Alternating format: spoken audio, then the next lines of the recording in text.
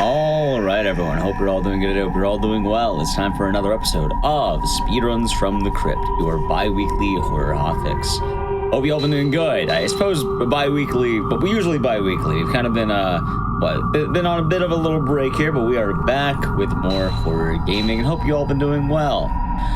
Today we have one game for you. Before we do get into that, just for a couple of announcements on upcoming GDQ stuff, we have September being here, meaning you can support the channel with discounts of 25% or more on 1, 3, or 6 month subscriptions during September. So that is here for the month. As well, for an event coming up, we have Games Done Queer coming up October 31st to November 2nd, highlighting queer and LGBTQIA+ runners benefiting the Lambda Legal Defense and Education Fund. Volunteer submissions are live until the 22nd. You can find out at gdq.gg/volunteergdqueer to volunteer for the event. Alrighty, so today I thought it'd be fun to visit a kind of a classic franchise and one of the longer games there, Fatal Frame 3, The Tormented. If you haven't seen this game, it's pretty cool. Late era PS2 horror game, and I guess with the Fatal Frame remake, it's kind of topical. We see more Fatal Frame lately, right? Anyway, we'll be learning more about that run as we go along tonight, but we have Fatal Frame 3, The Tormented, with MissScarletTanager. Take it away. Hey everyone, it is MissScarletTanager back again with some Fatal Frame goodness. And of course, one of my lights has decided to start flickering. It's very atmospheric. So joining me is Cloudmark, a fellow Fatal Frame speedrunner. Hi everyone. We're going to be doing Fatal Frame 3, The Tormented, as said. We're going to be playing New Game Plus on easy difficulty. Last time I did it for a hotfix, I did Nightmare. But I figure, let's just have some chill time, some chill, spooky ghost action. So, Cloudmark, you got any opinions on what kind of fun costumes to have? We're, of course, going to go for cat ears on the accessories. You have to go for cat ears. That is, you just have to. Yeah. I'm a big fan of the yukatas, but the suit is also very clean for Rei. Let's go with the red yukata and blue or pink for Miku's yukata. Let's go pink. Let's go pink. So red yukata, pink yukata, navy yukata, because Kay does not get good costumes. All right, time is going to start as soon as I hit easy difficulty in 3, 2, 1, go. All right, so Fatal Frame 3. I think it's the longest speedrun in the franchise. You can correct me if I'm wrong, Cloudmark. I think it is. It's very close between this one and 4. Ah, right. I haven't actually seen the speedrun for 4. I've only seen the ones for Maiden of Blackwater and then the first 3 games. I haven't actually seen Lunar Eclipse. But Fatal Frame 3 is an interesting addition to the franchise because it sort of takes a bunch of stuff from Fatal Frame 1 and Fatal Frame 2 and then just mashes them all together. So if you're a fan of either the first or second games, we're literally going to be seeing some of the areas from those games. Yeah, this game is huge. It's got new stuff, and then it brings back old areas from Fatal Frame 1 and 2, which are really, really cool to see. If you're a fan of the series, this game is just a huge celebration of the first 2 games as well. Yeah, we're playing as Reika Kurosawa, which if you know Fatal Frame, the fact that her last name's Kurosawa should trip some ears a bit. She is a photographer who very recently, sadly, had her fiancé die in a car accident, of which she was the driver. So the themes of Fatal Frame very much are centered around guilt, and specifically survivor's guilt. And again, if you know the Fatal Frame franchise at all, pretty much every single protagonist has some version of survivor's guilt, so hence all of the callbacks. We got a friend following up behind us. I can never remember this guy's name. Mr. Cleaverman. Oh man, what is his name? He's one of the carpenters, right? He's the leader. Tengai, that was his name. Tengai. It's in my splits. Splits. Yeah, we'll see more of him later. Also, more of the little creepy ghost children. You can't have a Japanese horror game without creepy ghost children. I think it's a rule. It's definitely a rule. You gotta have at least 3. At least 3. At least 3 ghost children. This one has 4. 4 creepy ghost children. Overachieving. Let's go. Yeah. No, one of them's a good creepy ghost child. Asterisk. Good asterisk. There's still something I need to say. But yeah, Ray is technically sleeping right now. She's chasing the ghost of her dead fiance through this creepy, spooky Escher painting of a mansion. And of course, Pretty mansion. oh yes, very pretty. Like everything in this game for like a creepy, spooky, dilapidated mansion. Like you're not going to see much of her, but the main antagonist, Reika, such a good character design. She's covered in tattoos. Phenomenal. Like some of the coolest designs like I've seen. She's one of my favorite like antagonists ever. She, of the Fatal Frame antagonist, she is probably my favorite. Sae Kurosawa, there's that name again, Kurosawa, no relation. There's a lot of like names that are throughout repeated? the series. Like, yeah, Kurosawa, and then Rei's fiance is Aso. Is Aso. Who's like, yeah, Kunihiko, who made the camera obscura. Which we'll be picking up in just a moment here, which is the fancy ghost takey picture of camera. Also a lot of N names. Yes. Mafuyu, Miku, Mayu, Mio.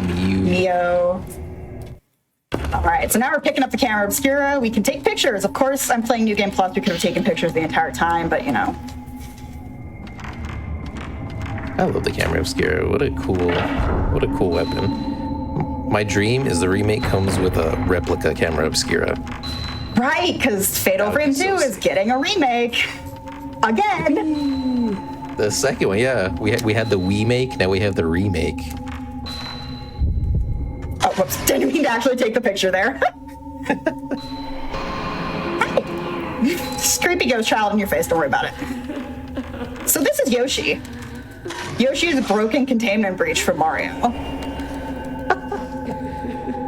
I make that joke every single time I run this game. It's a good one, so it's a good one.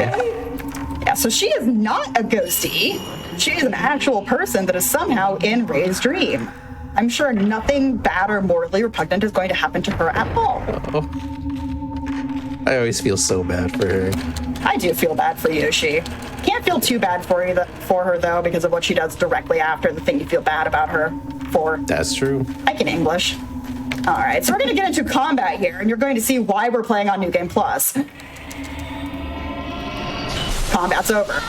Boom. Explosion.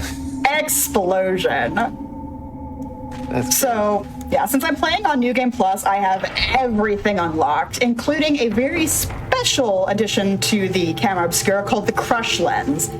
The Crush Lens does something like 5 times damage, and since I already have a maxed out camera, and we're playing on easy difficulty, I will literally be one-shotting every single enemy in the game up to and including the final boss. Gotta love the Crush Lens. It's just, oh my goodness. It's so overpowered. I love it. It's wonderful.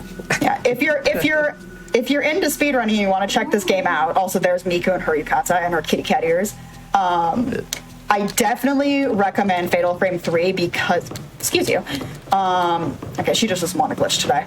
I definitely recommend Fatal Frame 3 because, one, you can get the digital version on the PS3 still. You do have to deal with the PS3 digital store, sadly.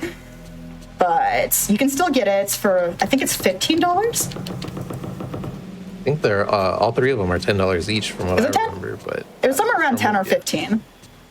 Either way, it's a steal for, you know, how good of a game that you get. Oh, yeah.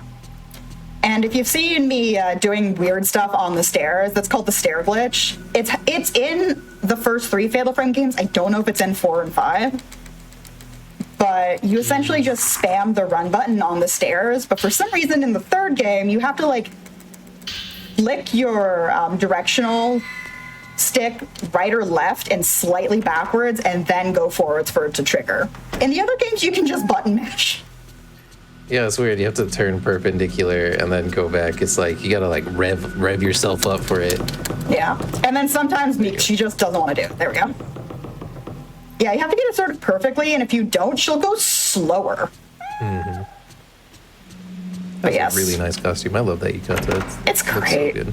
I have one that sort of looks like the blue yukata. Oh yeah. Yeah.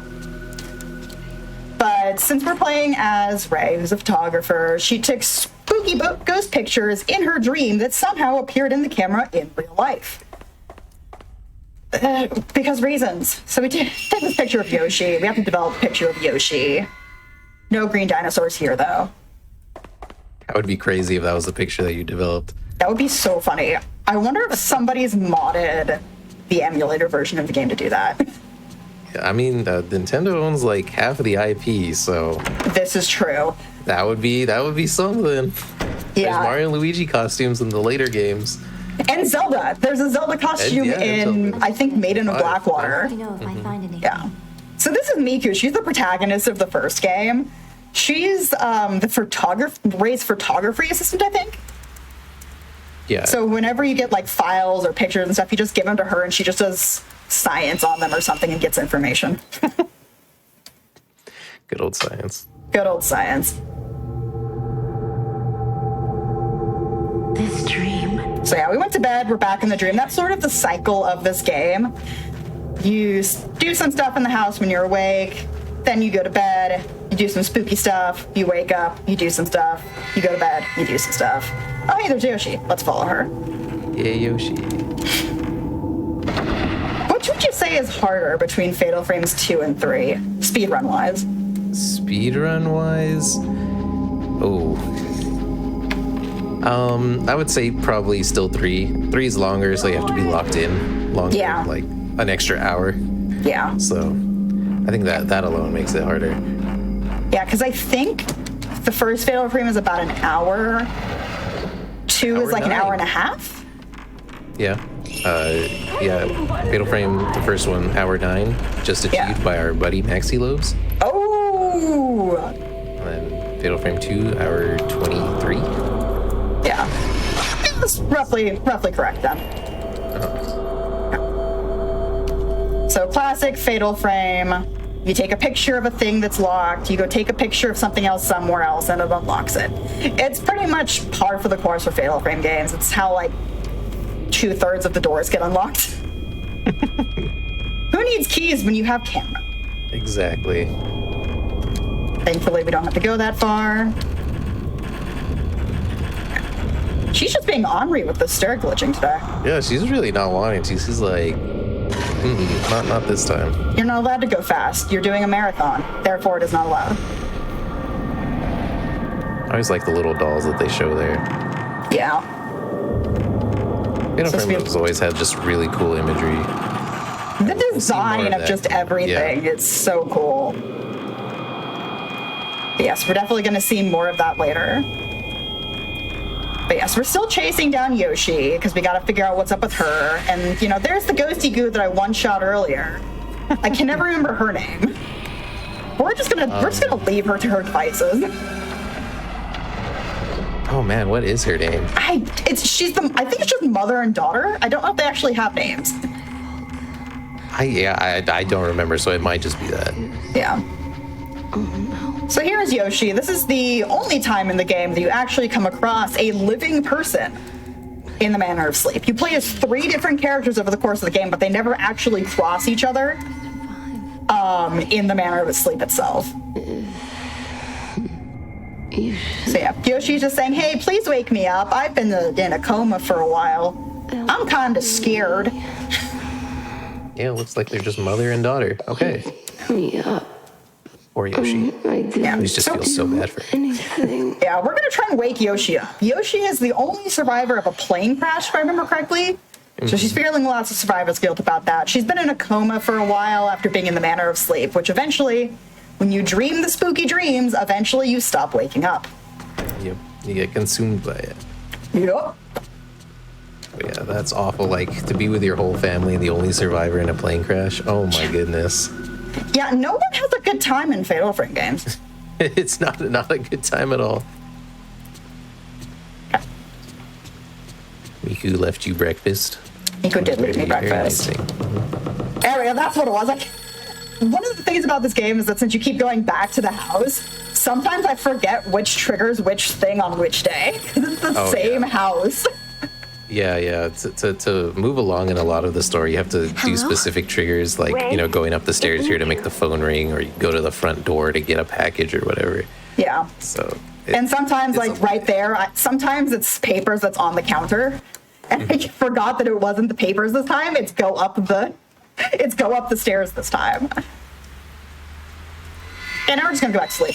So one thing you can do when you're playing this game is you can run around the house at night and find spooky ghosties. But spooky ghosties are slow, so. Yeah, the dream starts bleeding over into the real world. Oh yeah. Which I always think is one of the coolest, like, aspects of this game. It's like, because, you know, your house is supposed to be your safe space and everything, and now it's just bleeding out into it. It's scary. I love it. Yeah, in one of the cutscenes I skipped just there, Ray went to go see Yoshi's comatose body. And poor Yoshi got Thanos snapped. kind of quite literally. She turns to ashes right in front of poor Ray's face after being consumed by a bunch of tattoos. So yeah, this entire, like, beginning chapter is just trying to show the player, you know, what fate befalls the main characters if they mess up. Super cool looking tattoos, by the way.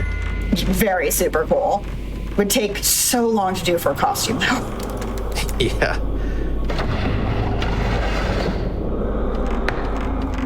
I would actually love to get that tattoo, like, as an actual tattoo. The whole body tattoo. Maybe just, like, the back, but, like, I think it would be so sick. Yeah. So Yoshi's turned into a ghost. Yeah. And we gotta wait for some ghosty goos to show up around her, because you have to take out these guys. Yeah, isn't supposed to, like, represent her family, because they were, like, when the plane crashed, like, all of her family was, like... Yeah, so there's four... Yeah, there's four ghosties. Then we're just gonna dance around on Yoshi's head until she decides to get up. There we go. And then once Yoshi gets up... Come here, friendo. There we go. And Yoshi's down. Bye, Yoshi. Bye, Yoshi. That is the only time we will have to deal with the, actually fighting Yoshi. You'll see her very shortly, but you won't have to fight her. She's not very fast. I have had her show up during a random encounter. Oh, really? Yeah. It happened when I was de-rusting this weekend. I was just in a random room I think I was even as Miku. And she just showed up in the room. What are you doing here? She wanted more screen time. Apparently. I'm here. So since Yoshi had no more friends and family because they all died in the plane crash, everything got given to this random person who showed up to see her in the hospital.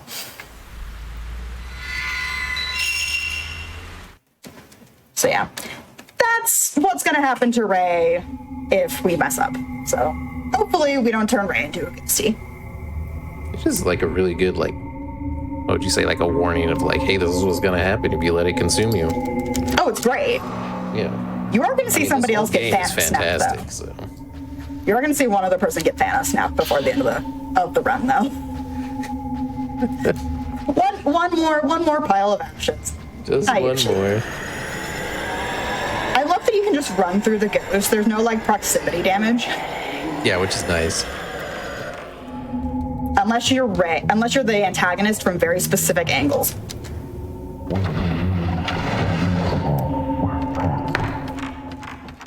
Alright, so now we're just leaving Yoshi to her devices, and we're gonna go deeper into the mansion, because this entire time we've been chasing the ghost of our fiance, still gotta find him.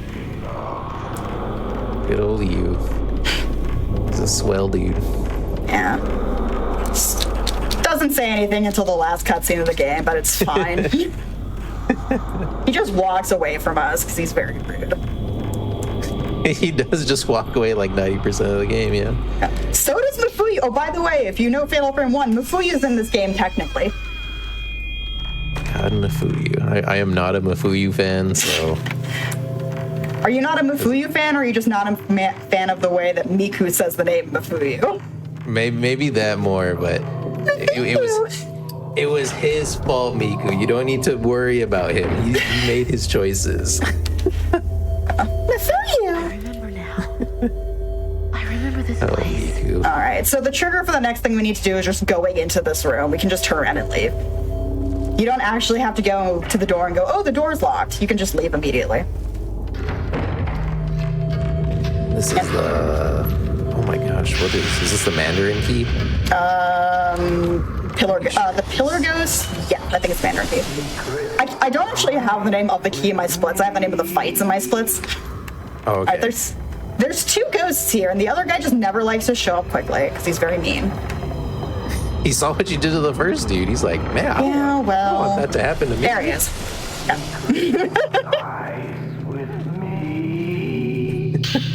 So we got our first puzzle item, very common in Fatal Frame. So yes, I promise this game can be very difficult at times. I'm just making it look absolutely simple. Yeah, like this is fully upgraded camera. Because plus, so. Yeah, because I have the camera that is in fact a bazooka that can kill guns. This is like, getting the infinite rocket launcher in Resident Evil and just going through the game again. Pretty much.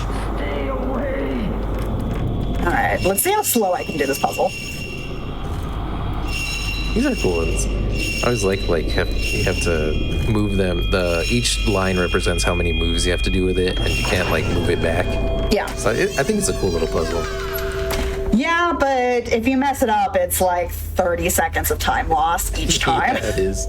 The first one's relatively fine. It's the second one.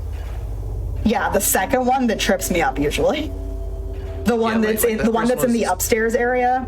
It's like that first one was like an intro. It's like, hey, here's a little snippet, and then there's here's 5 of them in a row. Good luck. Yeah. Not. You only have so many moves. Okay, so we got to pick up this key here. You're right. It's the 2 Mandarins key. 2 Mandarins key. There we go. Ghosty! Excuse you. How dare you try to evade my shot, sir? His friends told him about you. He's like, no, I gotta get out of here. I've heard about you. I've heard about you and your bazooka camera.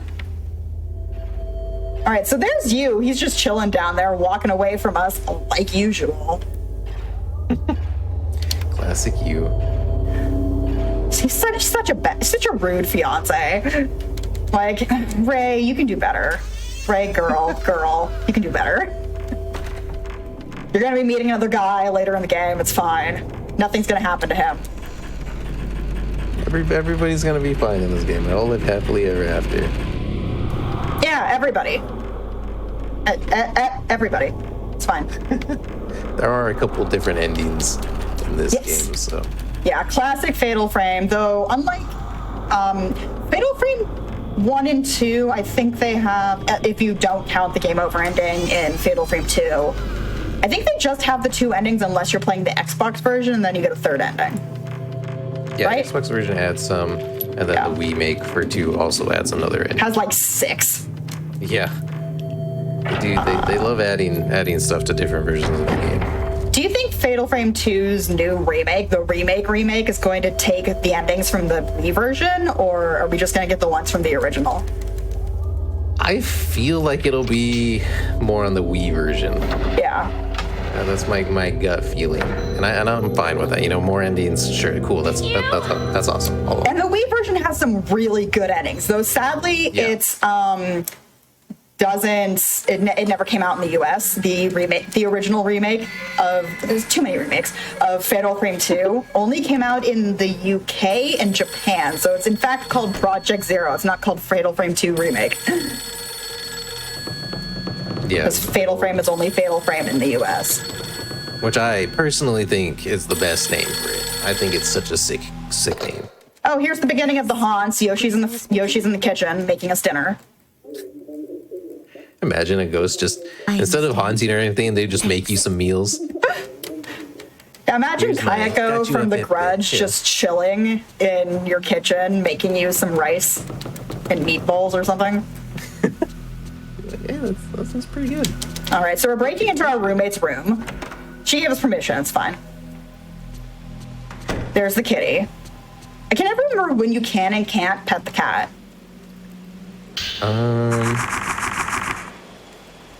I know for sure when it's on the couch. Or when she's half the time I never get it to trigger when it's on the couch. I think the cat has to be on the couch in a specific animation. Maybe. I think when she's there, you might be able to do it now, but... Oh, it's too late. There waiting for you. Yeah. But you can pet the cat in this game. Is it a Miku chapter? Oh, it is. Miku chapter's next chapter, right? That's what makes this the best Fatal Frame, because you can pet the cat. She's adorable too. You get her a little bow or a little bell. I think you have the bell on, right? I have the bow on, the ribbon. Oh, okay, the bow. Yeah. All right, so we're still chasing after our useless fiance. I always like the names of the hours. The Subduing Song. I think they're all super cool, especially like the last couple ones. They sound sick. Yeah, like the one that's typoed. See, I didn't know it was typo, so we're gonna see it today. It's gonna be really cool. Yeah, the last chapter, or the last full chapter of the game, they typoed the name. They misspelled the word tattoo. The game is entirely about tattoos, and they misspelled the word tattoo. Which is actually so funny. Oh, never change. I'd never noticed it before, so I'm gonna be looking. We're all gonna be looking for it. Never change Fatal Frame. This is one of my favorite areas in this game. Yeah, it's got like the snow coming down, and you have all the spikes with the creepy red paper on them. You're gonna see a lot of those creepy red paper dolls, especially coming up in a second here, because we're gonna get introduced to the creepy ghost children in this chapter. This chapter and the next one, this chapter and it's the next one, I think. The next one is the Miku. Miku's next. Yeah, it's so hard to keep track of there's 13 and a half chapters in this game. All right, let's see if I get hit by 10 guys cleaver here. Oh man, this guy has killed Got me. quite a number of runs. Yeah.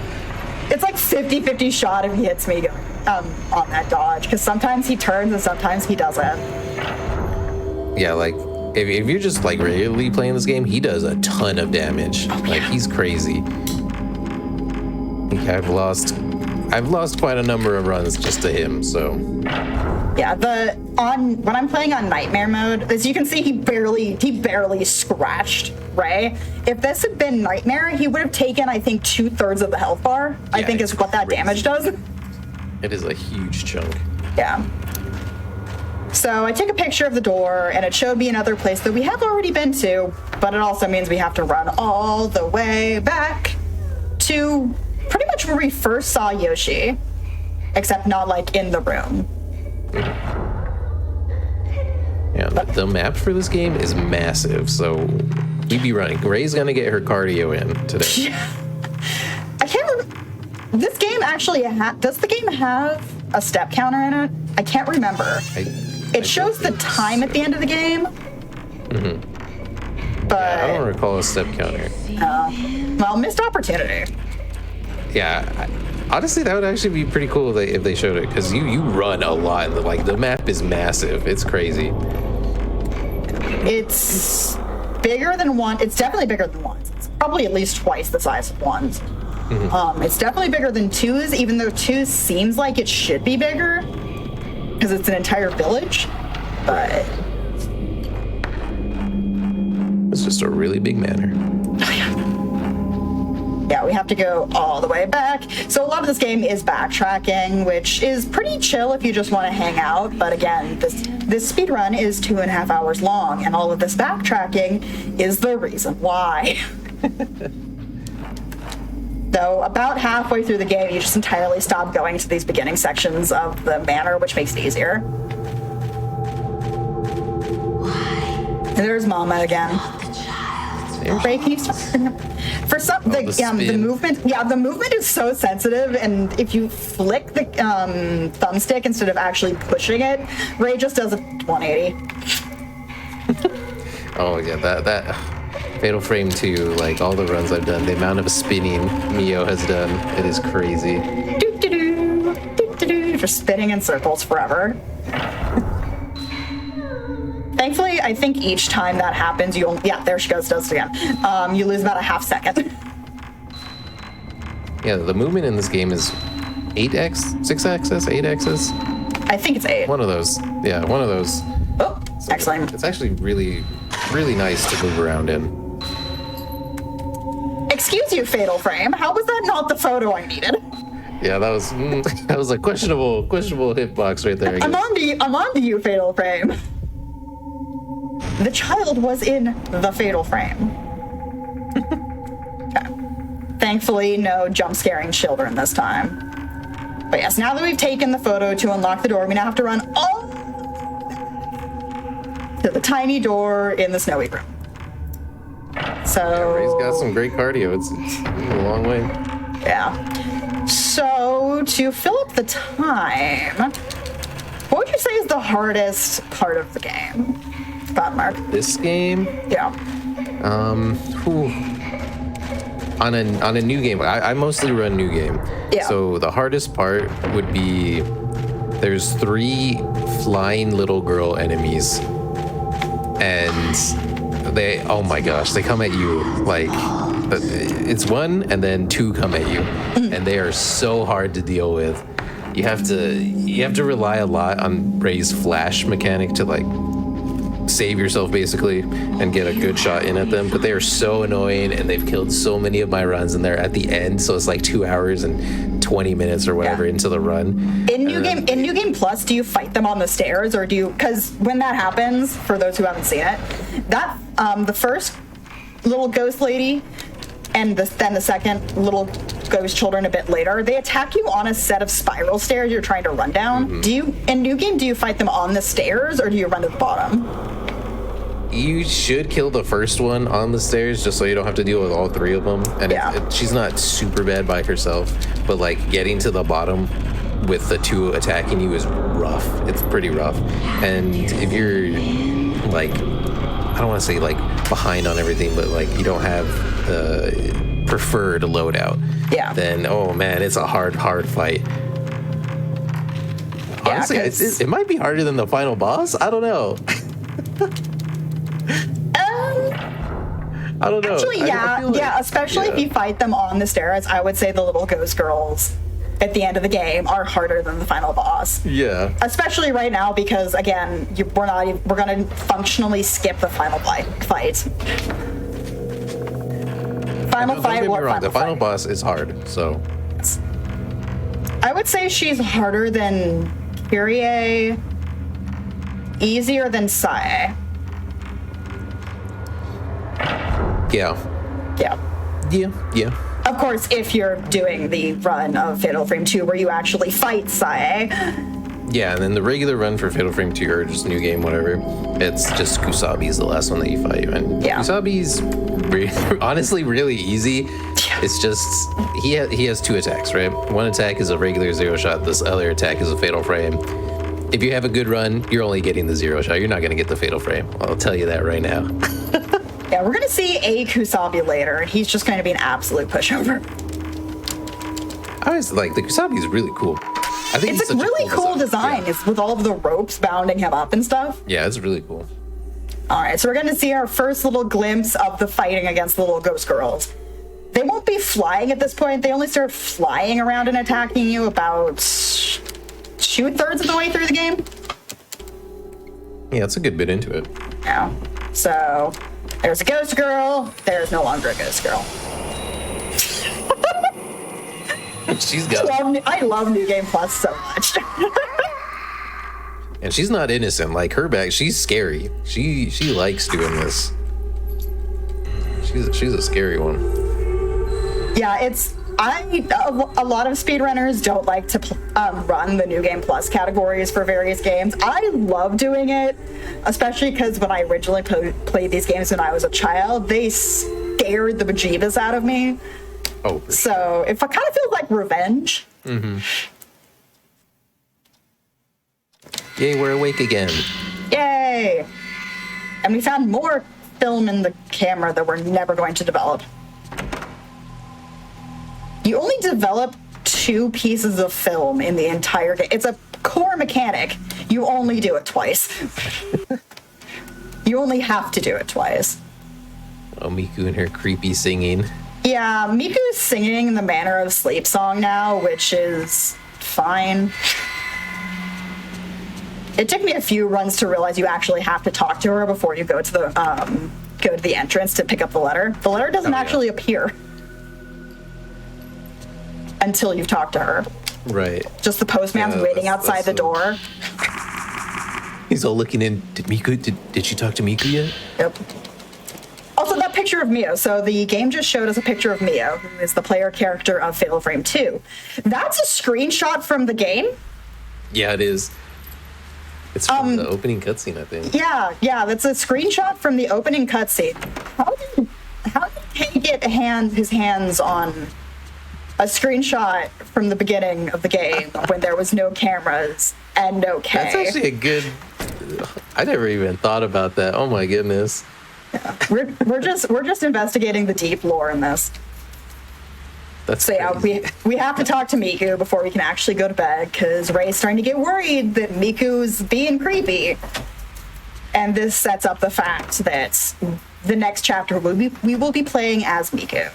Yay, Miku. Who would win in a fight, Miku or Ray? A Fatal Frame fight, obviously, with cameras. Fatal Frame fight? Yeah. I'm going to go with Miku because she can slow down Ray. Yeah, and she does have... I don't know if her camera in New Game Plus is stronger, but I think in New Game her camera is stronger. Yeah, she can she can double her damage basically when you're slowing people down. Yeah. So, Miku's, I feel like Miku's just busted in this game. She is. Yeah, her Miku beam. Especially in New Game Plus, she can infinitely slow down time. Mm-hmm. The meter does not go down. It's great. All right, so if you've recognized this hallway specifically, but the previous room as well, we're totally in Fatal Frame 1 right now. So cool. Oh no. Yeah, when I first played this game, I did it all back to back, the whole series back to back, and like seeing this, I was like, oh, it's just the first one. It's crazy. It was so cool. Back to Himuro Mansion. Because each of the characters is sort of dreaming, except for Ray, weirdly. Each of the three characters you play as sort of puts in parts of their traumatic events into the manner of sleep. So Miku brings in parts of the Himuro Mansion. Kei brings in parts of Minakami Village. Also, there's Tengai again. We're just gonna do this. I can't use... Oh, I missed the shot. There we go. Yeah, he's gone. Miku, can you, behave, please? Okay. So I'm not actually going forward when I go forward most of the time. I'm just holding the square button, which causes your character to just infinitely run forward. Sometimes, though, it causes your character to do what Miku just did and just run into a corner. But I do really like that you can just hold one button down to run. It's so nice. It's so much better for your hands. Yeah, for real. And it almost feels like the game's on tank control, or not tank controls, rails. It feels like the game's on rails sometimes. Mm-hmm. It's nice because, it's a long run, so you get thirsty, right? And you can just, there's a long hallway. I'm just going to hold down this button, take a drink. It's wonderful. Yeah, stay hydrated, chat. It's a very long speed run. Yep, stay hydrated. So, we're immediately going to get into another fight, and because I am Miku, I'm just going to go around until my filament shows me orange. She is here? She's playing hard again. She's hiding. Oh, where's she at? Oh, there she is! Oh, yeah. I think she might have got me, because I hit the wrong button. There we go. She just wanted a mega close-up. Yeah, sometimes I forget that Miku can't actually use the crush lens, so she can do double damage, naturally, but she can't use the fancy lenses. Mm-hmm. Let's see if I get this right on the first try. Oh man, these slide puzzles. This is another thing that's back from the first Fatal Frame, the slide puzzles. Yeah. So because of that, I have to use the regular attack button, the regular shutter button, only with Miku, so sometimes I trip myself up and I'm hitting the wrong button. All right, no more fights. So yeah, if you know Fatal Frame 1 at all, this is the like main ceremony room where bad things occurred. That ghosty there is somebody who went through said bad things, and we just told them to go take a nap. That's a good way to put it, yeah. Let's chillax a little bit. Just chillax. We're having a chill day. We're having chill times in the manner of sleep. The thing that probably none of us get enough of. Oh, 100%. All right, so now that we've done that, Miku's like, you know what? The memories are nice and all, but I'm gonna leave because, fun fact, you can actually leave the manner of sleep at any time and go back to like the nighttime section of the game. Miku, behave. This is your 14 film. Yeah, Nice. yeah, refills the 14 film. And I think it refills the, I don't think 30, or Type 0, not Type 0. Is it Type 0? The base film. I don't think it's infinite in this game because it refills. In the second game, it is infinite. In the first one, you can actually run out of ammo. Yeah, in the first one, you can refill at save points. Can you? Yeah, you can only refill the lowest film, and that's at save points, which I actually didn't know. I actually didn't know that. Yeah, I didn't know it until I saw somebody else do that. I was like, no way. Because there was some major struggle in the first game. Yeah. A lot more instant kill hits in the first game, from what I remember. All right, so we're following the creepy ghost girl because Miku can't get enough of creepy ghost girls. Poor Miku. Poor Miku. She's going through it, man. She doesn't stop going through it. No. We're not gonna talk about what happens to her between this game and the fifth game. Yeah, that's fair. Just to suffice it to say, she goes to the Targaryen school of familial relations for a bit. It's fine. Just a little bit. Little weird plot points, but she's fine here. I in fact ship if I was to ship any Fatal Frame characters together, it would be these two. Miku and Ray. Yep. Miku and Ray. That's my OTP. I'm all about that. I'll second that. So another like cool thing about the mechanics is when you're in the regular house, whenever you enter or exit into the main area, if the screen sort of goes a little staticky, also Yoshi's chilling in the closet right now. I was supposed to do this before I went to talk to Miku. Oops. Yeah, anytime the screen does that wibbly wobbly thing whenever you leave Ray or Miku's room, that means there's a ghost somewhere in the house. So if you were playing this game and you're trying to figure out how to find all the cool haunts, that's how you find them.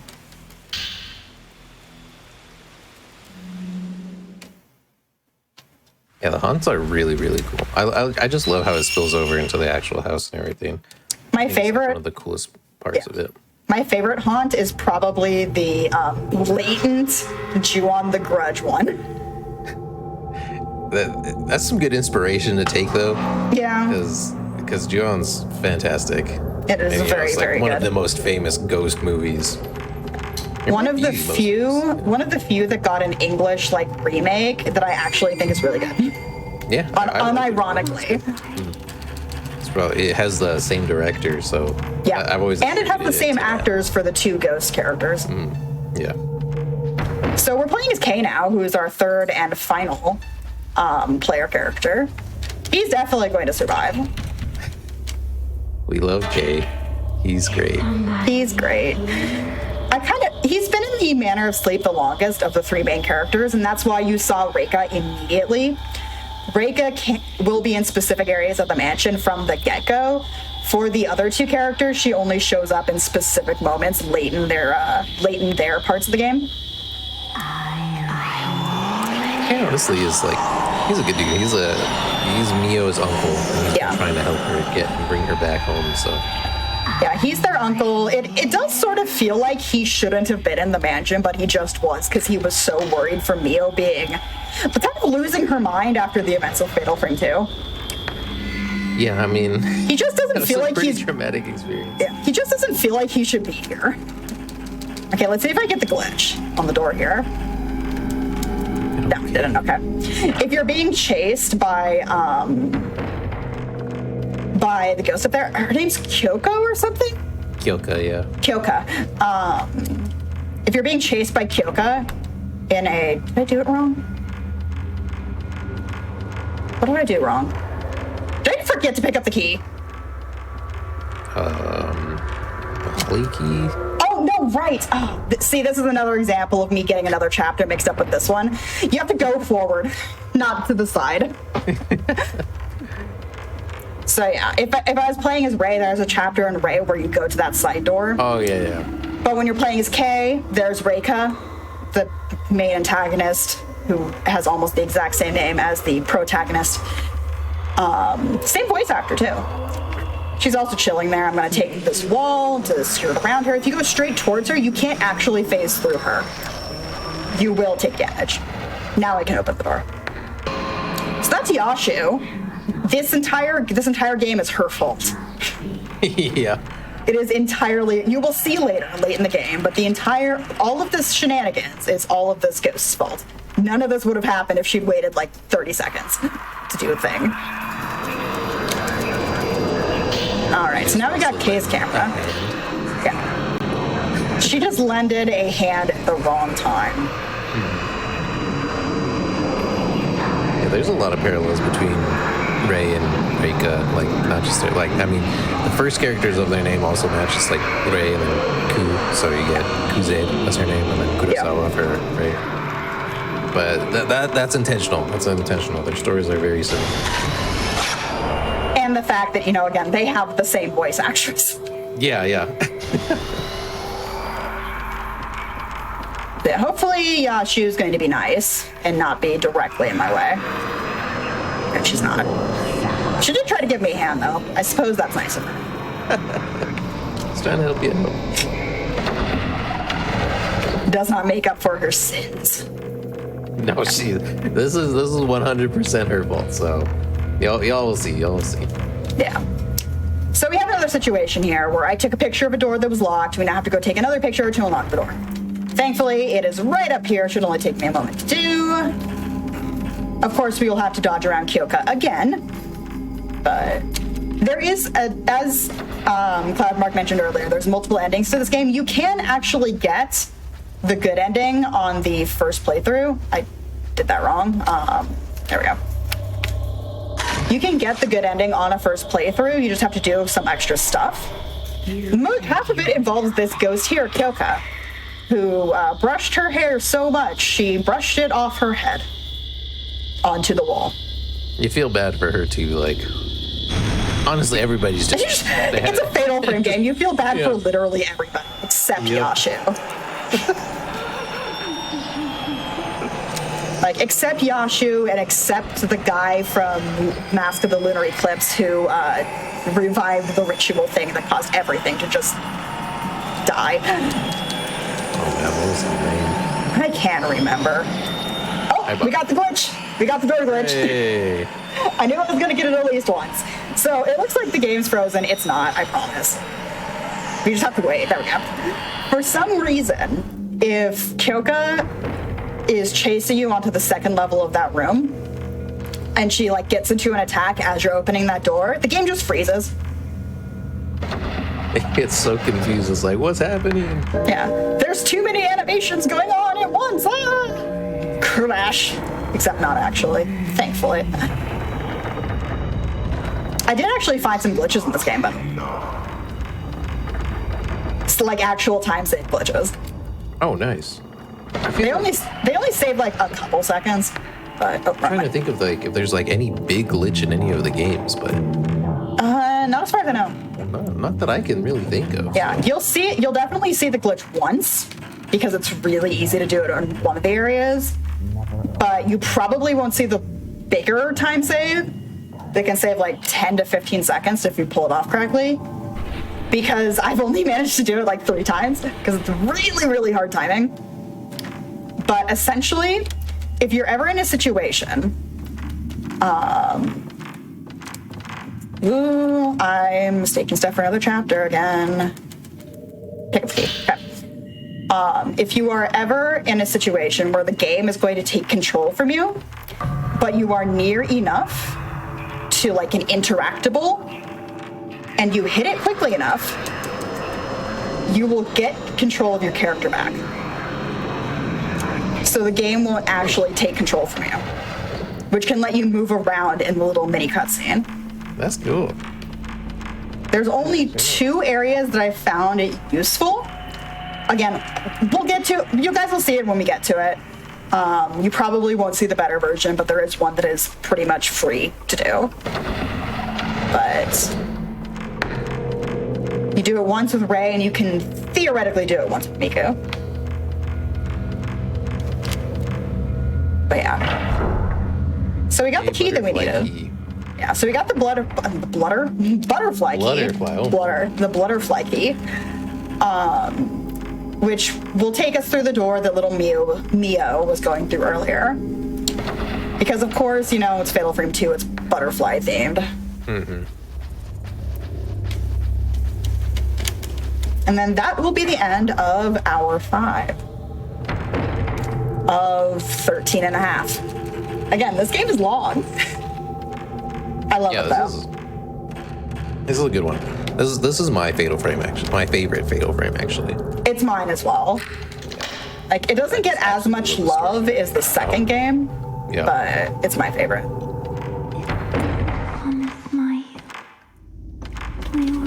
Hey, look, it's Mio. Hi, Mio. She's totally not possessed. Oh, here it is. It's happening.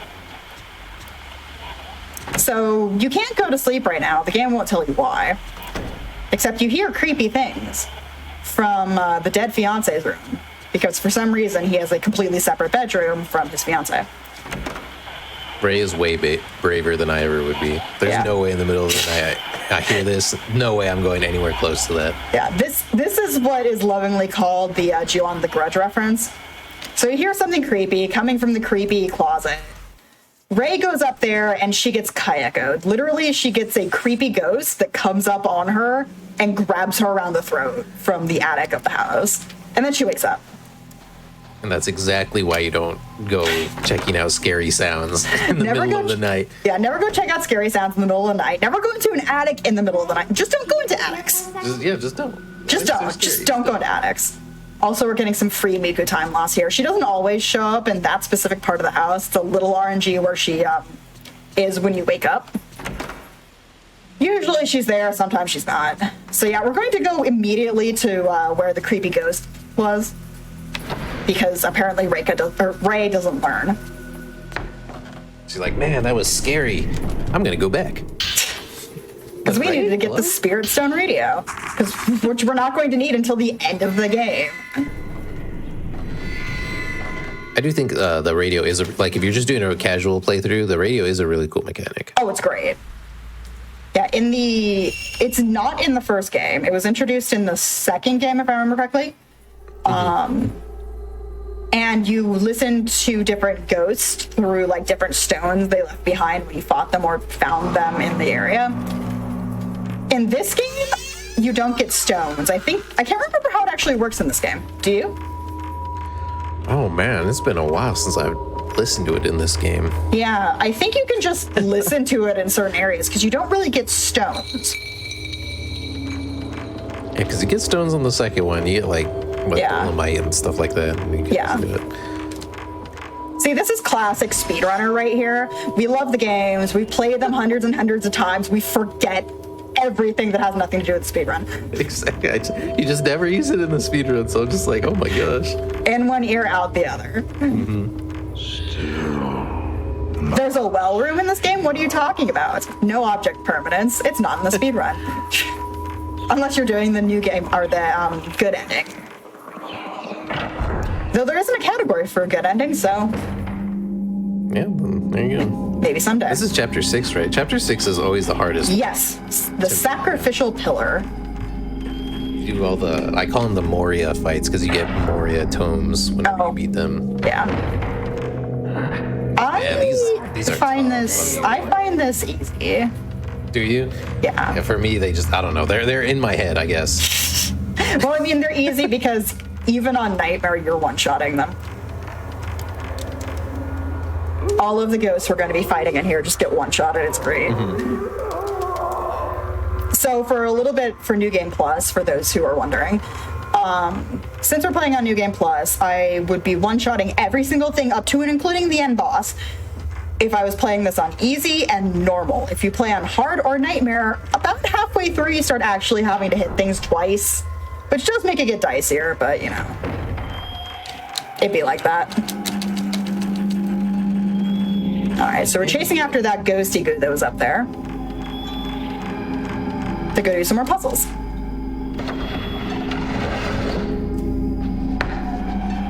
Yay, puzzles. We love puzzles. There's so many puzzles in this game. A lot of them are repeats, though, so it's fine for the speedrun, because you just remember how to do the thing. All right, have you lost any... I was going to say, have you lost any speedruns to this room? Sometimes, like, when you're, like, scooching along the little thing, and, like, she's all flying around you doing her whatever, and then you're trying to get to, like, the little platform, and she'll just, oh my goodness. She's usually, this one's usually pretty good. Like, I don't think I've had, like, major problems here, but she can be a little scary. You'll see her right here. Right about here. Here we go. And she's going to try and hit me. No, she's not going to try and hit me. Why are you like this? Oh. Fine, I'll just one-shot you. It's fine. It's easier if she tries to hit you instead of trying to go around you, because then you can just turn around. But thankfully, the camera obscura has a very handy lock-on feature that only works about 30% of the time. All right, so we got another sleeping stone, so we have to do another sleeping stone puzzle. Yay, sleeping stone.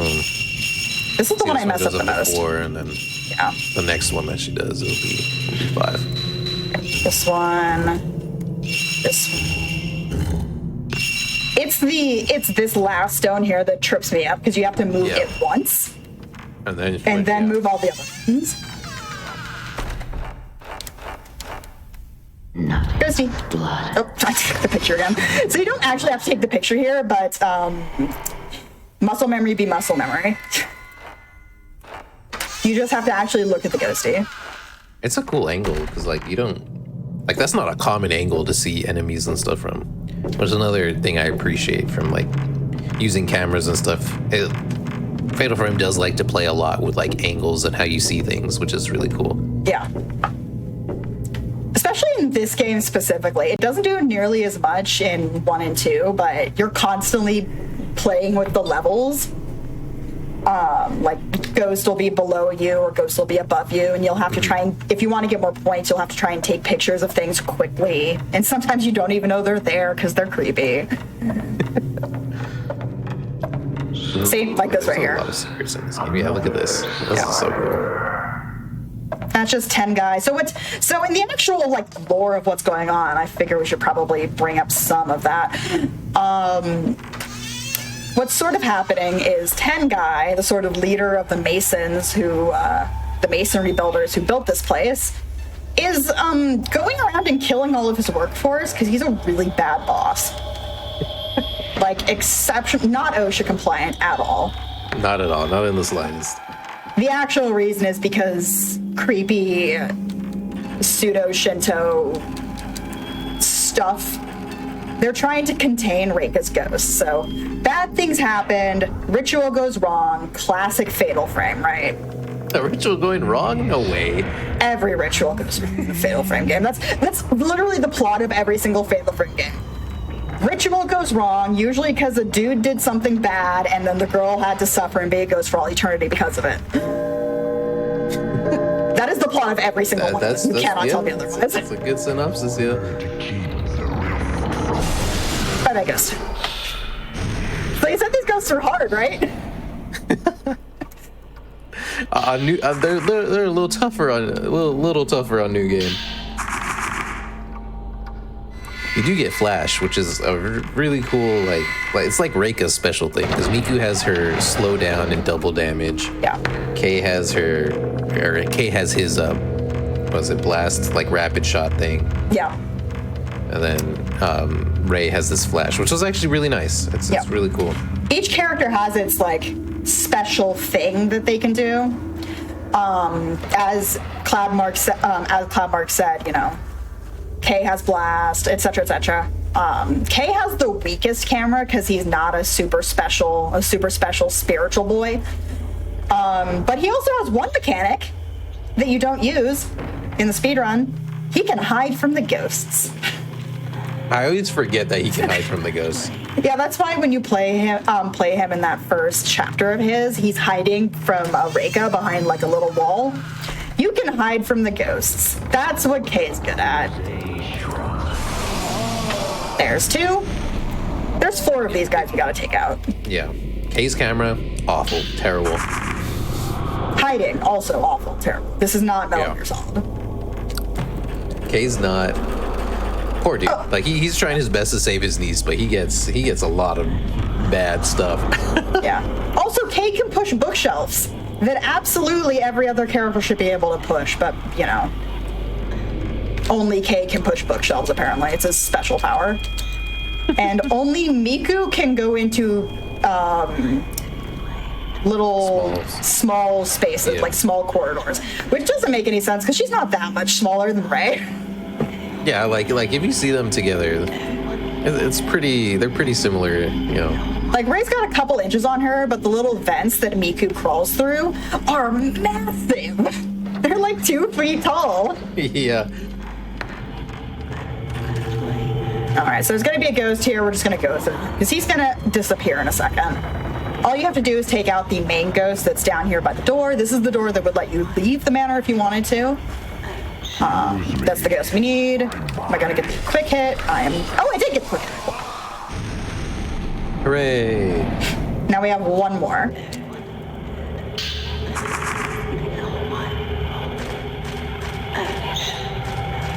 If you see the words on the bottom, that means like you're in the vicinity of one of them.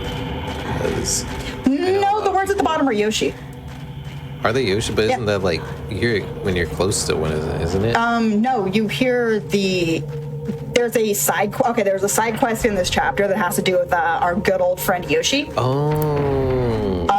And that is supposed to lead you towards where Yoshi is, because that's her being all, I'm a creepy ghost now. I forgot about that, yeah. Yeah. And then there's later where it does the same thing to show you where like the mirror shards are in the penultimate chapter. Yeah. There you go. Which is literally the only thing you need the spirit radio for. I can never remember if you have to take the picture in the peephole here. Do you? I do. Wait, do I? Now I'm doubting myself. I feel like I do. Yeah, I can't remember if it's actually required or not.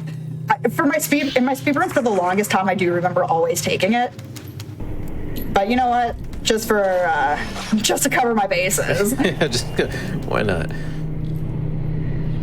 Because that's the last room we need to go into. I'm psyching myself out.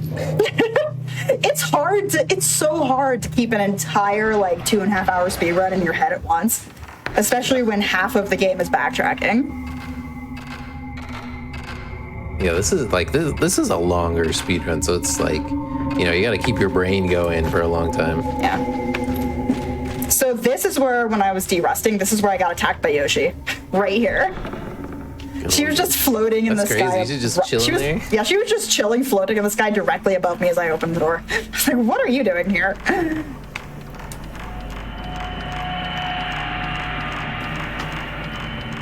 Like, you're not supposed to be there. Ray, could you please not turn around? Thank you.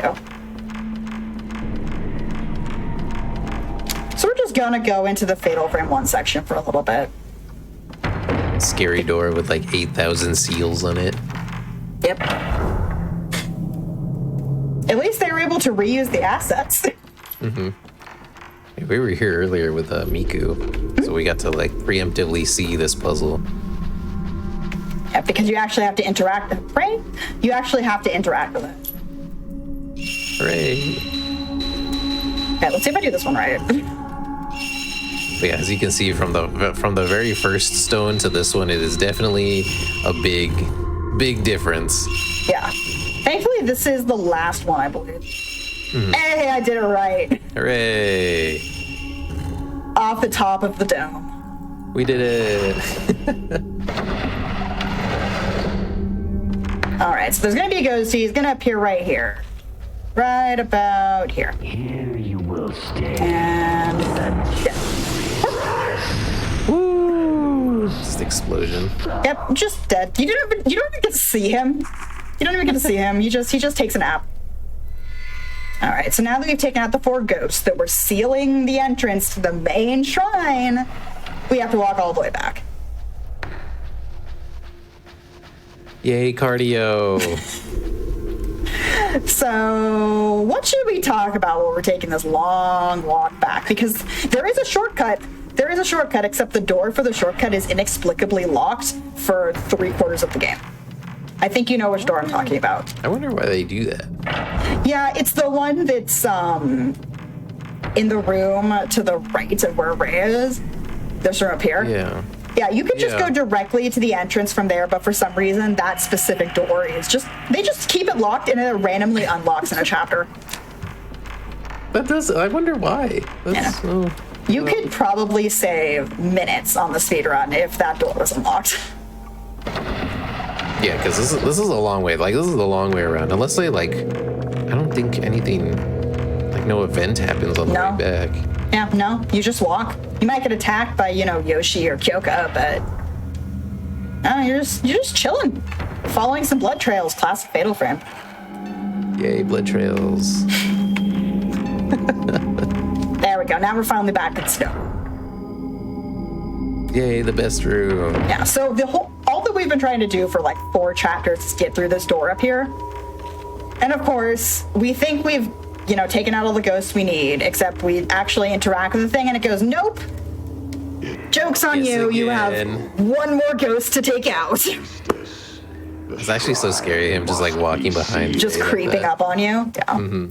Yeah, we still have to take out 10 guy, but we can't take him out yet. Nope.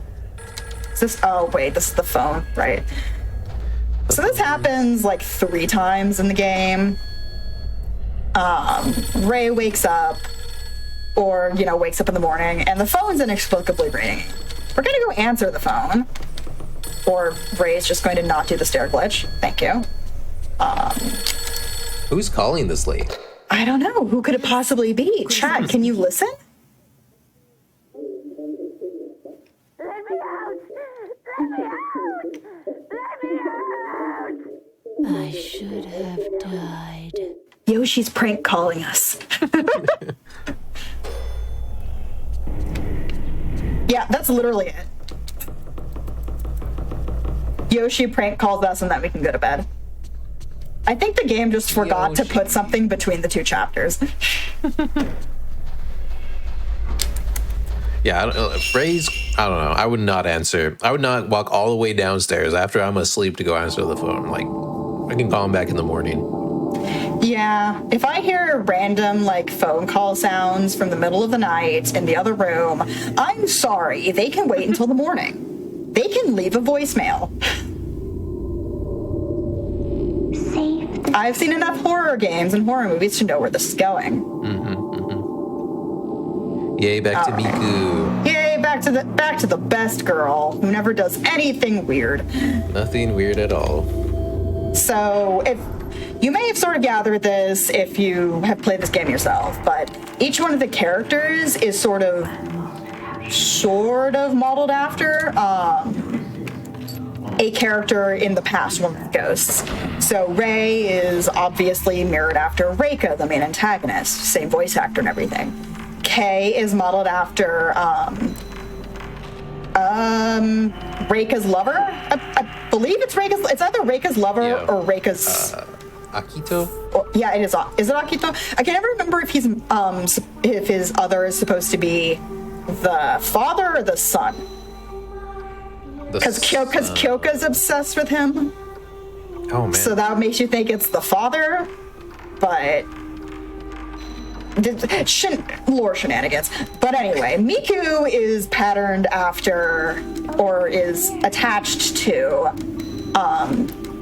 the little sister, who's like, oh no, go find my brother, help my brother, because of Fatal Frame 1 and her trying to find Mifuyu, her brother. Yep. Oh, right, I'm supposed to be really right cool here. parallel connections with all the characters in this. I think it's such a good tight story that really interweaves the themes it's trying to tell and everything. Yeah. I think it does it like the best in the series, which is why a big part of why this game is my favorite in the series. Hi, ghost lady. Bye, ghost girl. Are you gonna let me out yet? We're just gonna rub our face into the door until it lets me out. That happens a lot in New Game Plus. You get through the fight so quickly that you have to wait for the death animation to go through before it actually lets you out of the room. So what we're doing as Miku in this chapter is we are running around and collecting these quote-unquote purity stones to make the sleep song. I think it's called the Subduing Song is what its actual name is. Subduing Song, yeah. Yeah, which is the creepy ghost song that you've been hearing the whole game thus far. And then we have to take it back to the room we started the chapter in and put them all in order. Don't mind the creepy bodies. They're fine. They're just hanging out. They're chilling. They're just hanging out. Take you a second. So the ghost they just got attacked by is called an engraver. They're the ones that put all of the tattoos on Reika and various other characters in the lore. They kind of want to put some tattoos all over Miku, and we're just going to say no. We're just going to say, can you not? Yeah, Miku's turning down a free, really cool-looking tattoo.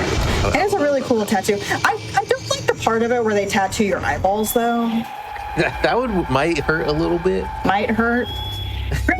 Granted, in the lore, if the tattoos hit the start appearing on the eyeballs, that means you messed up. So technically, you shouldn't have tattoos on your eyeballs. It's not good for you. Chat, don't put tattoos on your eyeballs. That's so scary. Like, Pro tip. Oh my god, that would be so scary. Yeah, pro tip: don't tattoo your eyeballs. All right, so we're back up into this room where I can't go as quickly as I normally would. Mildly annoying, but we're not going to get attacked by a ghost as we're going into the room. We're going to get attacked by a ghost going out of the room. There is a little bit of speed tech you can do, but it is entirely RNG and really risky to do if you're on Nightmare. When we're coming out of this room, one of the little ghost girls is going to chase us again. If you get lucky and you angle yourself correctly and get hit in the back by one of their spike attacks, Miku will just lunge forward. It saves you like 3 or 4 seconds. Yeah, Miku's very dramatic in getting hit, so she's like, and then like runs like 50 miles, and she's like, oh man, that hurt. Yeah. It's scary though, because in Nightmare you take 8,000 damage from everything, so. Yeah, in Nightmare it takes you, I think it takes a good like 7/8 of your health bar. It almost one-shots you. But it's only happened to me once or twice during a run, and I do not try to do it on Nightmare. Yeah, I wouldn't try to. Like, no, that's good. Like, Miku can shimmy along. She's fine. Yeah. But yeah, it's pretty much all RNG because it's entirely based off of where this ghost is. Yeah, she's just messing around right now. She's just flying everywhere. She's just chilling. There we go, I did it! Oh, nice. There we go. I stopped walking at the perfect second and let Miku get hit. So as you see, she lunges forward a bit, and it saves you a couple seconds because of how slowly you walk in this area. And as you can see, it barely did anything. That was pretty good. Yeah. In fact, about the amount of health I have right now is about how much health it would have taken to do that on Nightmare. Yeah, Nightmare is just so scary. Yeah.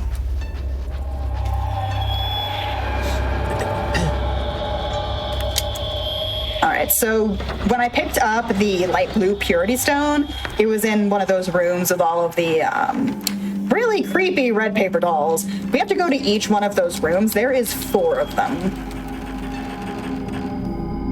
Thankfully, 2 of them are just up here, so they're not that hard to get to. The 3rd one takes a little bit of effort. Just a little bit. Just a little bit. Just a tiny bit of massive backtracking. Yeah. So at least we get to enjoy the wonderful scenery. Yeah, we're gonna have to remember these locations for a little bit later.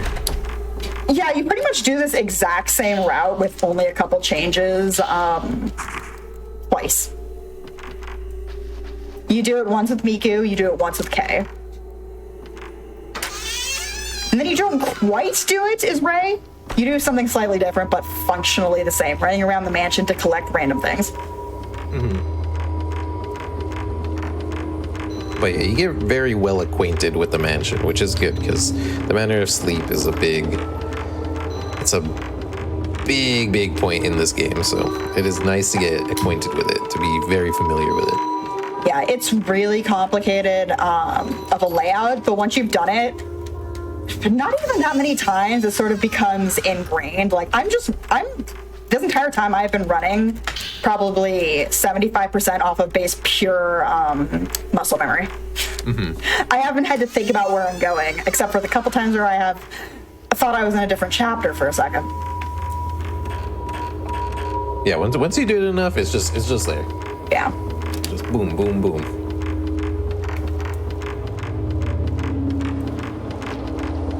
All right, so now we have to get one more. There's one more purity stone. Sadly, we have to just run all the way back a couple more rooms to do another crawling section. Thankfully, the ghosts in the crawling section, Miku, behave. The ghosts in the crawling section, you just go past them because, again, the game lets you phase through all but one of the ghosts in this game. Which is pretty nice. Yeah, it is pretty nice. It's a very tight space. So. And the one ghost you cannot phase entirely through is obviously the main ghost, who can one-shot you at some points. But you guys won't be seeing that. If you want to see it, I did do a run of this game. I believe it was on Nightmare for one of the Flame Fatales, I think. And I think I also did it on Nightmare for a hotfix, if I remember correctly. Which you only see the final boss fight in this game and get to see the potential instant kills if you are playing on hard or Nightmare for New Game Plus. Oh, I went the wrong way. It's okay. Quick turnaround. Yeah. How hard would you say the final boss is, normally? If you're just doing a regular playthrough, Yeah. I would say this is like one of the harder final bosses in the series. Maybe, would I say is this the hardest one? Maybe not the hardest one, but it's definitely up there. Especially if it's like your first time playing. She does have an instant, well, most of the bosses have an insta kill, or most of the final bosses have Isn't if you are, again, in the normal speedrun for Fatal Frame 2, you don't fight Sae Kurosawa, you fight the boss before her as the final boss. Yeah, Kusabi. If you're doing a category that actually fights Sae, wouldn't she be harder? Because isn't the entire fight instant kill? Yeah, I mean, if the Kusabi touches you, it's an insta kill. Is it? Yeah. Oh, I thought it was just the Sae fight was an instant kill. I didn't realize the Kusabi was also an instant kill, because he's not an instant kill in this game. Yeah, he's just really slow in that game, so... Yeah. But am I correct, Sae is also an instant kill? Sae is way harder because she's fast and an insta kill. Yeah. Don't mess with your Japanese ghost ladies. Exactly. The moral of the story, just don't. Just don't. The moral of the story is just don't. If you hear creepy noises coming from your attic, just don't. If you are going on a hike and you see a creepy mansion in the wilderness, just don't. Just don't. If you see a creepy village when you're going camping with your sister, just don't. Just don't. And if your sister tries to do it anyway, tie her up.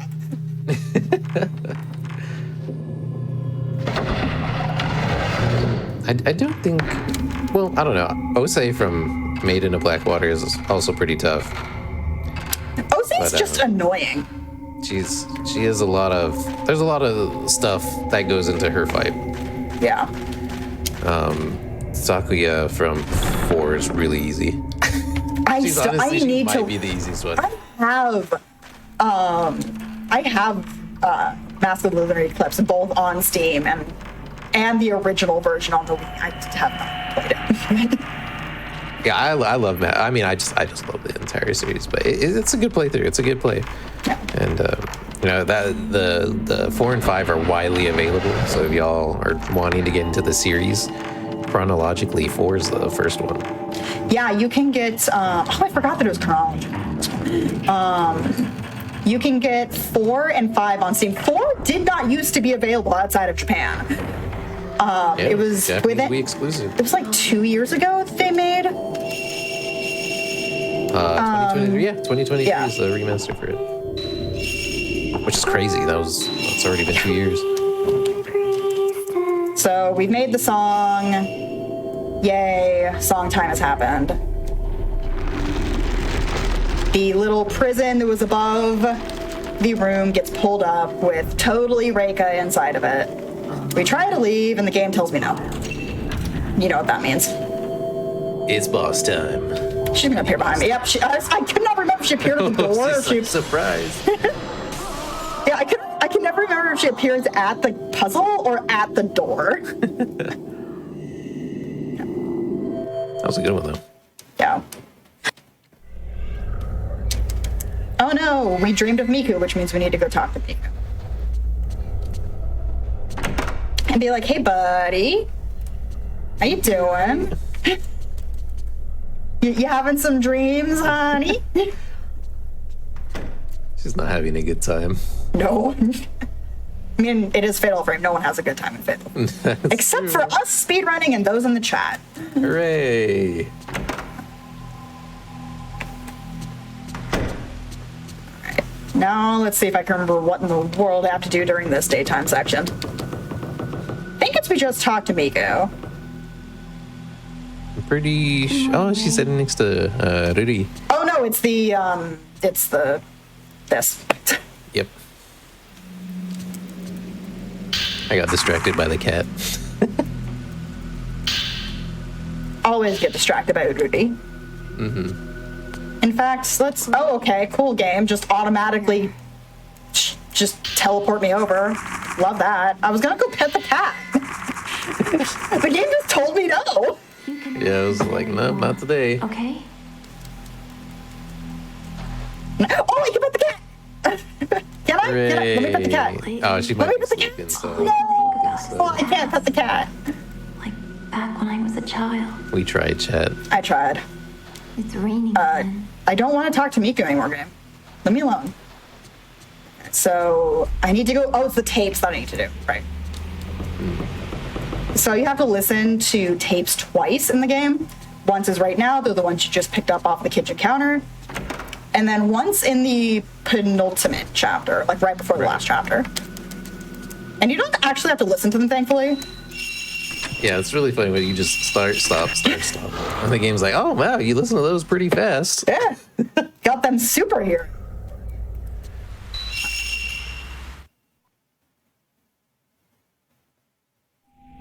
I feel like it's Mio. She's totally not possessed. Yay, Mio. I like Mio as a protagonist. She's really cool. So yeah, you mentioned the Kusabi. This is probably the most infamous room in the Fatal Frame franchise.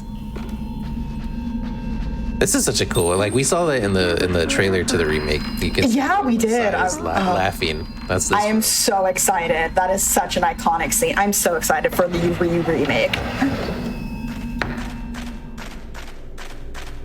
I wonder if they're gonna I want them to remake 3. I would love it. I just give me more Fatal Frame. Yes, just give me more Fatal Frame. Just put more Fatal Frame into an IV and put it in my veins. Exactly. Thank you, Tecmo. Follow the butterflies, because that always ends very well for somebody in a Fatal Frame game. Here we go, the Osaka house right here. Mm-hmm. The first major area in Fatal Frame 2. Yeah. And just like in Fatal Frame 2, there's a key here. Yay, keys. We love keys. Oh, hi, Reika. So a little bit about Kay's filament, which is the thing in the bottom right corner of the screen. It's blue when he's not being seen, when he's not being perceived. And it's red when he's being perceived. So I'm currently being seen, and I'm currently not being seen. It works slightly differently for each one of the characters. The other two, the brighter the light, the more in facing towards a ghost you are, which is nice if you're trying to locate where a ghost is. But Cape doesn't, it sort of does that for Kay as well, but not really. It's really, really faint, like the intensity. He mostly just gets the color changing. He's such a unique character. Like, He's such a goober. Yeah, he's a goober, yeah. He's like the definition of dude in a horror film that thinks he has things figured out and is going to defeat the ghost, but you're only halfway through the movie.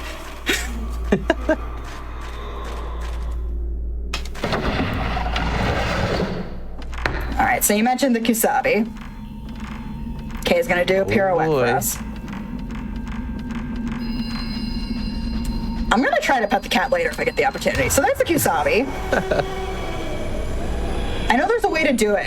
The cat has to be in a very specific position, and I think the cat does have to be awake.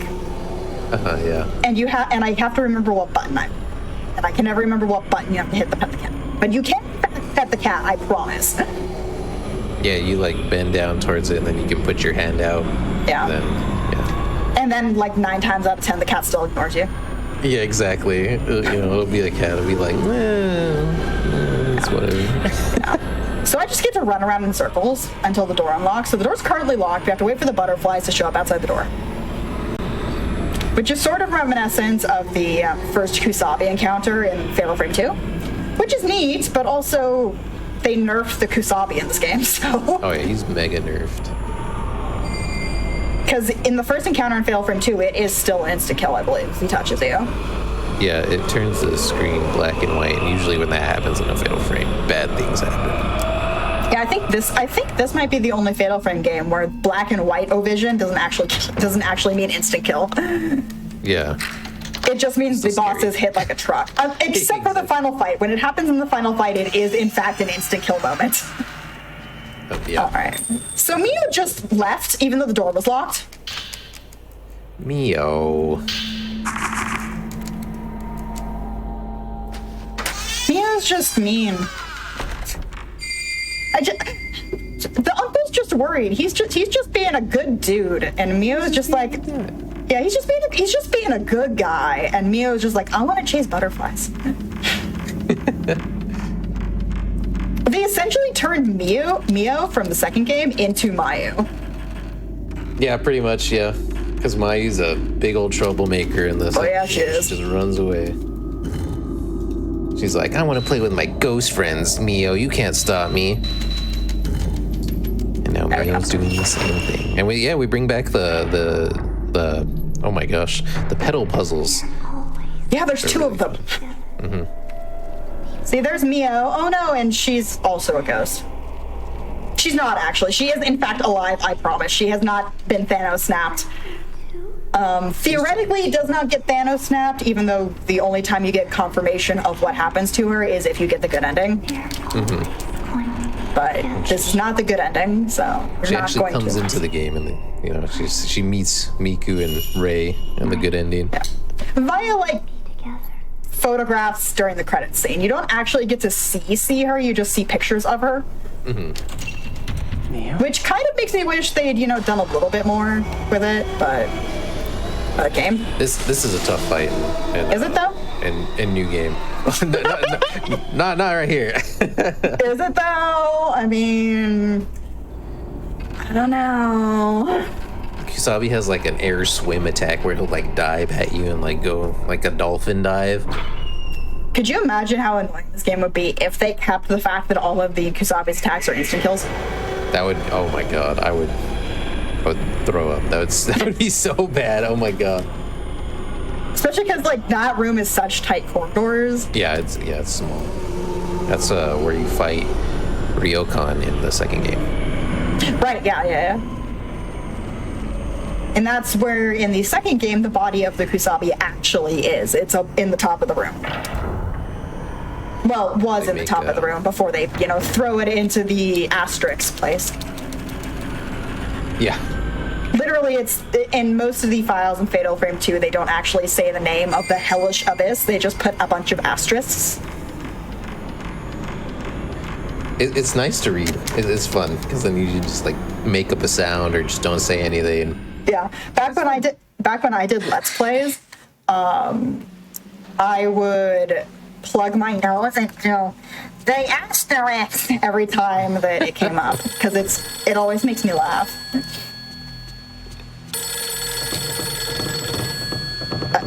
Ray? Okay, Ray's just not behaving today.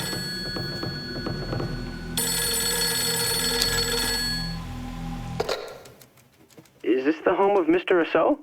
Yes, it is. So this entire game, Hi, my name is we've been Cam. playing Kay every few chapters, right? Kay is you, not you. Ray's fiance, you. His best friend. It'd be all right if I paid my. You have been dead for how long at this point? I'd like to say goodbye to him. Couple months, I think. Couple months, yeah. Couple months. Yeah. Ray never informs his best friend that he's dead. This is the phone call where he finds out that he is dead. I forgot about that. Yeah, he's been sending letters to you the entire game. And He's just like surprised he's dead. Ray never. I think the way that they justify it is that she's too. She's too depressed over it. Yeah. Which is Okay. understandable. I mean, No, that's not the right sorry, button. Darn fiance. it! I cannot remember the button to pet the cat. It just doesn't let me pet the cat. Yeah. What was it? We can't pet the cat when the cat's asleep. Sigh. And I'm pretty sure there's a button to do it and a time that you can do it. It just won't let me.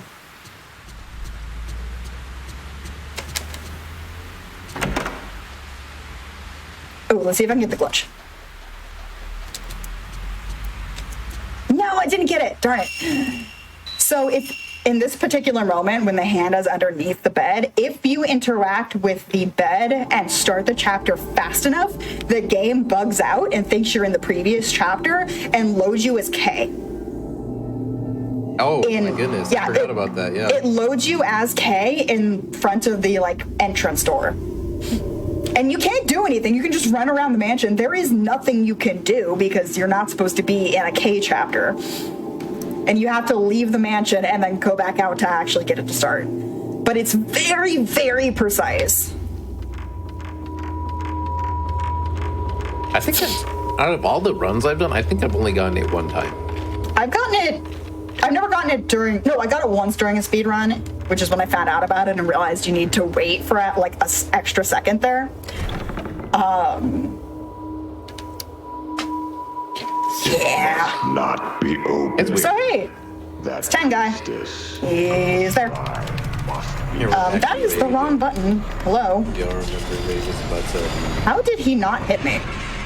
That was yeah. He's just like, I guess he just overshot it. Yeah. I guess I walked backwards into him or something. Because the hitbox for the enemy attacks is in front of them, which does mean that sometimes you can run through them while they're starting to wind up their attacks and dodge them that way.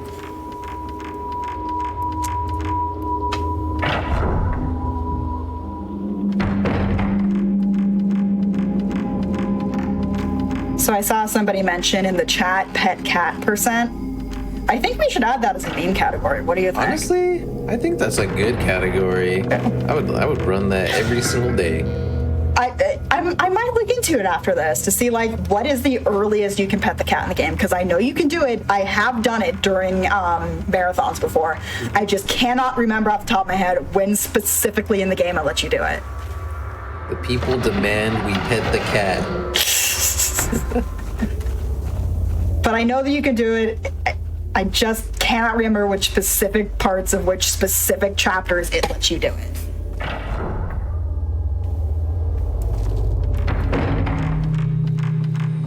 So yeah, we're just chasing down 10 guy. We got to figure out where his body is, quote unquote body, and take a picture of it. Thankfully, he very kindly shows us exactly where it is. This is a cool little too. Yeah, but it just makes you sit here staring at the wall for 30 seconds. Yeah. Hey, look at that body. Whoa. Except not actually a dead body, it's a ghost pretending to be a dead body. You can actually interact with it. No response. It's a creepy room. I like the room. I think it's cool. Yeah. So essentially, you know, lore-wise, what's going on is part of trying to seal the super evil ghost that was unleashed when the ritual failed, like it does in every Fatal Frame game. They killed everybody who built the place and sealed it in, and sealed them into the walls, which is why he was in a wall. This is a very short chapter, thankfully. Really quick question. Isn't? What hour are we in the game? I completely forgot about break time. I got so into it. I got so into it that I completely forgot about break time. We should take a break in about 30 seconds when I finish this chapter. Okay. Thank you for the reminder, Dice. I just got so into talking about kitty cats and memes that we forgot about break time. It's been a fun time, so I thought I'd let her have it. I don't remember the hour system of this game because this game doesn't do chapters, it does hours. Technically, we've overshot it by like a chapter and a half. It's more than fun. So there we took out Tengai one more time. Thankfully, it's the last time we'll have to take him out during the speed run. We have quote-unquote taken him out for the purpose of the opening the door puzzle, and we can actually go through the door finally. That we've been trying to open for like 4 chapters. And the chapter will end, if I remember correctly, as soon as I get towards the door up here. And this is actually the like signal for the end game. So we only have about an hour left, only about an hour left of the speed run. A little bit under, maybe.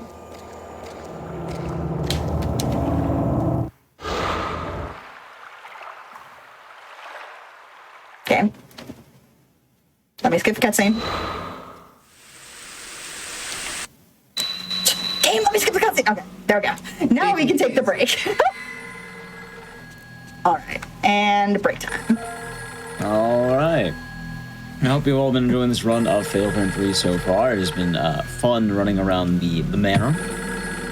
But we are going to take a quick, wellness break. We're going to stand up, touch your toes, stretch your legs, all that jazz. We'll be back in a few minutes here. Just some quick announcements. If you're ever curious what's coming up on the GDQ Hotfix, you can check out this week's schedule and explore the season lineup at gdq.gg/hotfix. As well, we have Black in a Flash, a community that uplifts and connects Black speedrunners of all levels, hosting special events throughout the year to raise money for charity and celebrate Black voices in the speedrunning scene. You can learn more or apply to get involved at gdq.gg/BAF. And follow blackandflash.bluesky.social on Bluesky for the latest updates. That being said, we'll be right back.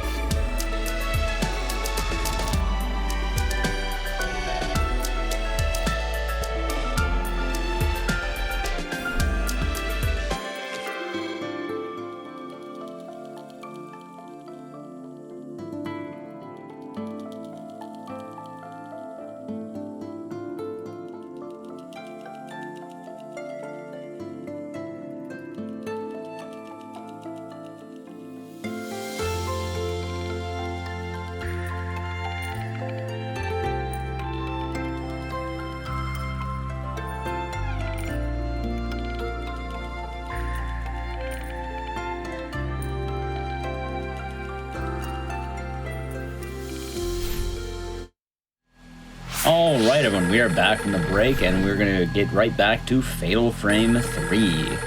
I hope you're all doing well. We are with MissScarletTanager and Cloudmark. Miss Scarlet, if you would like to count us back in whenever you're ready, we can get right back into it. Alrighty.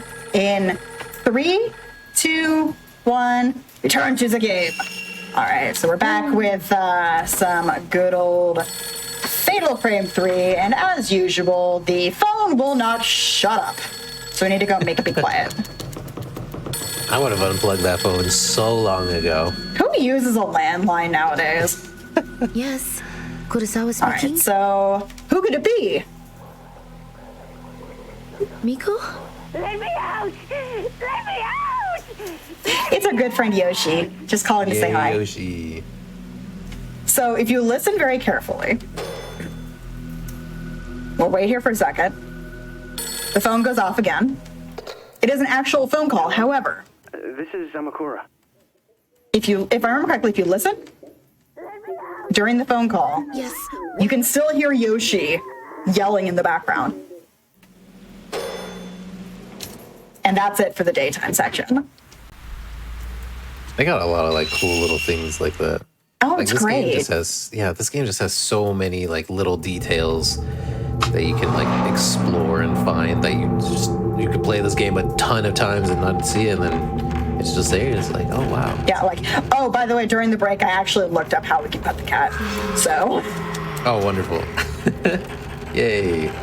so if we come across the cat, we may or may not pet the darn cat. If we come across the cat again. So I figured out how you can theoretically pet the cat. Also, someone rearranged the room. It's kind of rude. But we're just gonna I don't know ignore about that. this decoration style. I don't know if I'm vibing with it. Yeah. So now that the door to the end game has been opened, we're gonna go through it. Or Kay's gonna dance on the staircase, I guess. He wasn't feeling it. He's like, I like Yeah, these stairs. that can happen sometimes when you're doing the stair glitch. If you accidentally cause your character to go sideways with the the little accidental spin, they'll just start doing a little pirouette on the stairs. It's great.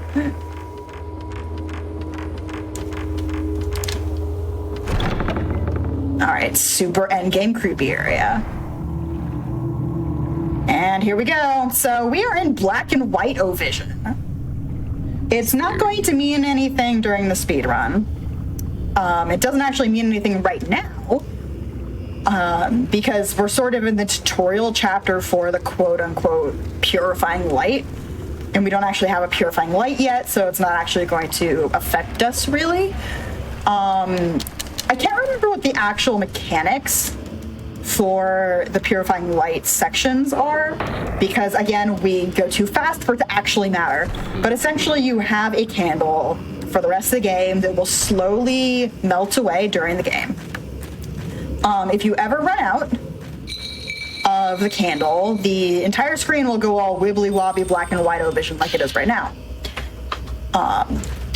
The downside to that is if it happens, you will start to be hunted by Reika, the main ghost. And that's sort of the spooky, end of chapter stuff that goes on. Yeah, she doesn't play around when she goes after you. No, she's scary. Also, we're going to finally get to ignore the butterflies.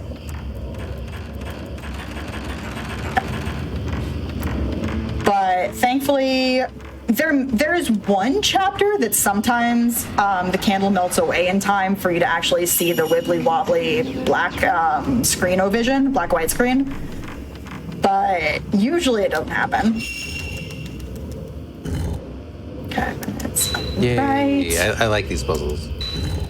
They're great. I don't. They annoy me because I can never remember what the code is, and I have to look at my splits because it's on my splits.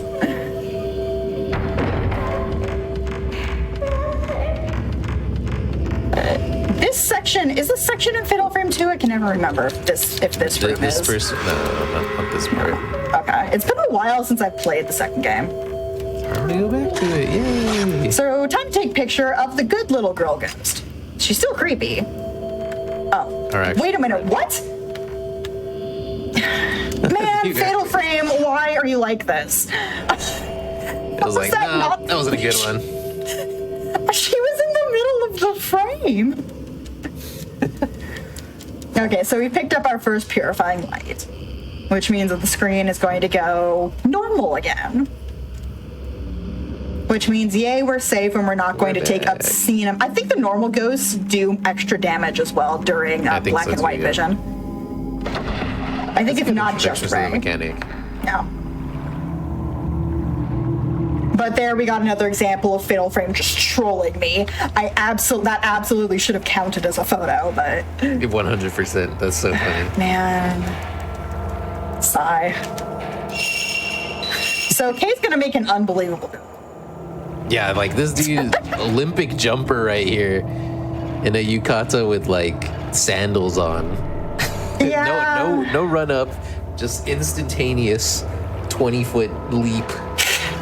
Across a cat, and they even do it from the camera angle that makes it look a lot further than it is. Yeah. See, Kay is the big muscle man, even though he is stick thin. That jump always cracks me up, dude. It's so silly. Like, he's the only guy who can move chest-high bookshelves, and he can jump like an Olympic jumper, and just is also stick thin with no muscles. Video games is what I'm saying. Yay, video games. We love them. So here's the here's the chapter where it sort of shows the, like, in classic Fatal Frame action, sort of what happened in the past. There's Reika on the slab being tattooed by the engravers. And, Cloudmark, do you remember what the tattoo ink is? The ink? The actual ink? I actually don't know. So the ink that gets tattooed, so the big lore is, people come to the Manor of Sleep, and it's not actually called that. I think it has an actual name. The real, quote-unquote, real life in the game place. And they offer up their grief and to sort of ease their grief from essentially survivor's guilt. Because it's always survivor's guilt in this game. And the way that they do that is they give up, I think it's either the blood of the person who passed or their own blood or both, and that gets mixed into the ink. Yeah. Ink of the soul. Yeah. And then they take that ink that is also mixed with blood, and they, no, can you not, lady? These are really cool enemies too. They can jump behind you? Yeah, jump behind you and put their hands over, but they have spikes on their hands, so you can't. It's a really cool enemy. It's really cool. Yeah, they tattoo with the spikes that are embedded in their hands because apparently that's a really good method of tattooing. That is me being sarcastic. It is not a good method of tattooing. It's probably full of tetanus. Yeah, probably bad. Probably pretty bad. Pretty not great. All right, so we're going to get the second time in the game that we actually develop a picture. Since we need to develop the one that Kay took of the creepy ghost child who was helping him instead of trying to murderate him. And Miku's doing the dishes. Oh. She's a very good housewife. Yeah, she definitely is. I think you all can see why I ship these two now. That is also an example of what I mean of Miku randomly will be in different positions. I think she changes in the different chapters as well. I don't think she's going to be in the kitchen when we go back in there. I don't think so either, actually. Yeah, if I remember correctly, she just moves around the room. She doesn't move around the room when you're in there. Oh, right. I always forget we have to go talk to Miku before a Miku chapter. Oh, by the way, we're going into the last Miku chapter. Spoiler.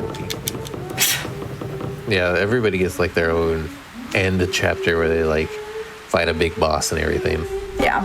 It's going to be Miku. It does it in the same order, essentially. It's Miku, then Kay, then the final chapter with Ray. What's the matter? And if you were to get the good ending, you have to get a specific item as K. We have not gotten that item because it takes you about an extra 10 minutes. Yeah, it's doing a lot of Kyoka's side quest. Yes, it's Kyoka, and then you have to go to literally like the well from Ringu. Yeah. So there's Reika. There's the good version of Reika. There's the good version of Reika, which looks like that, and then there's the bad version of Reika, which has tattoos. Yeah, she's just tattooed. Pretty much, yeah. In that very specific way that they do in some Japanese games and anime, where she's not topless because she doesn't have nipples. Yeah. But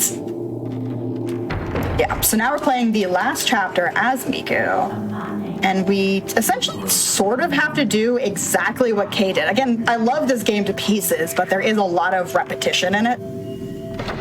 We have to go to where Kay got the purifying light in order to get a purifying light for Miku, and also get the commandment book in order to get the other MacGuffin to do the other MacGuffin thing. It's just a series of MacGuffins, really.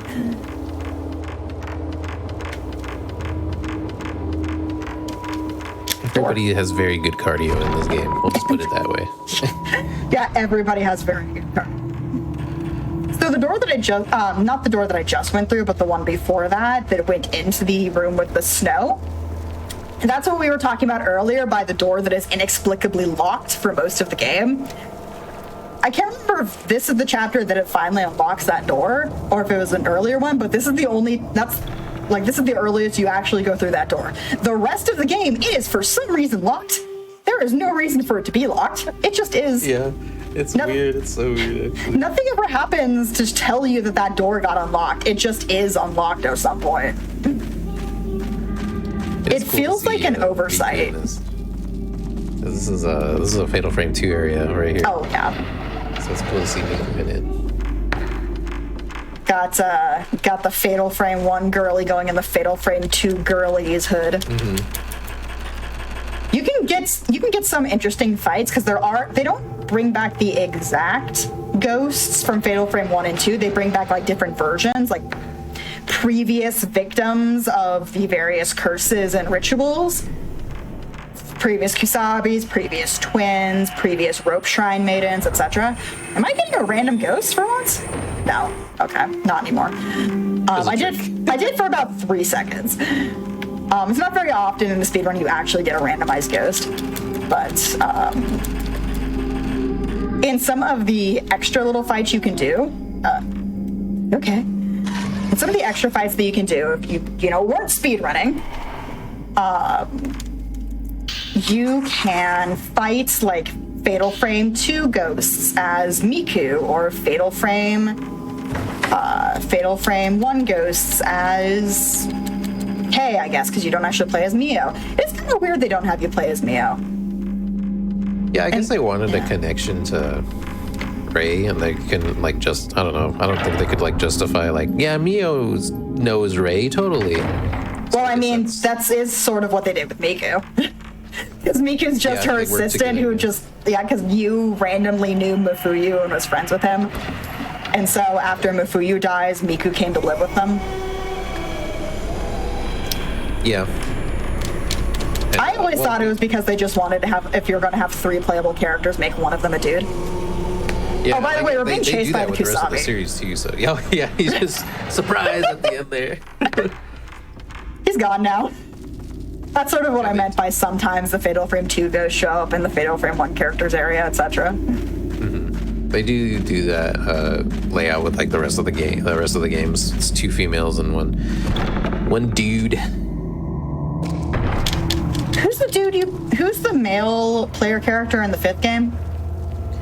Ren, that was his name.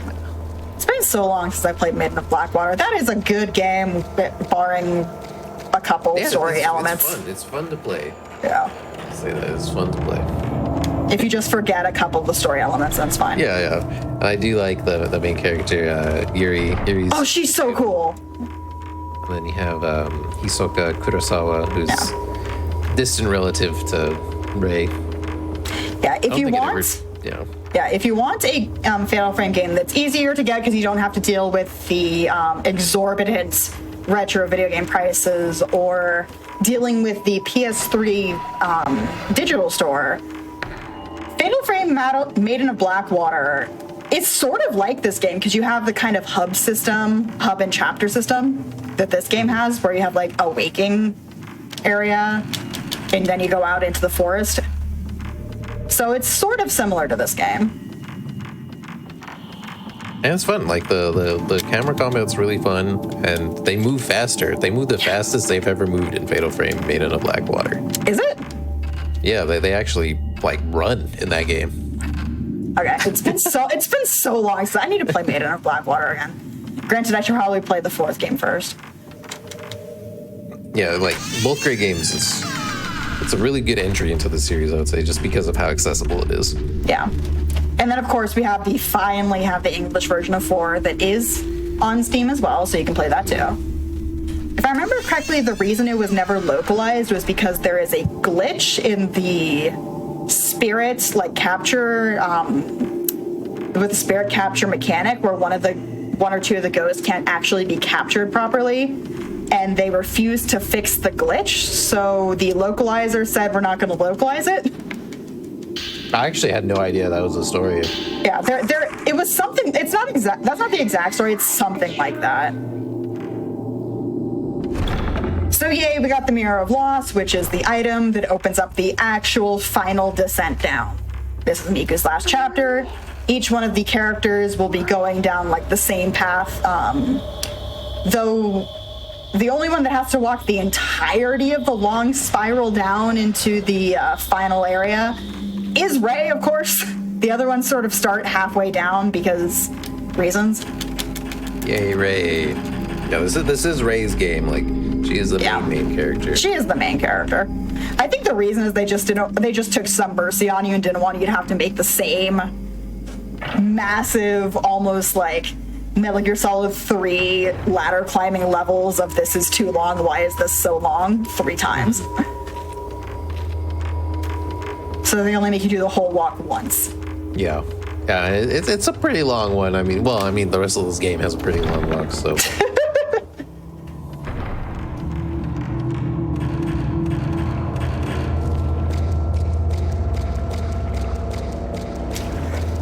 Here we go, Miku.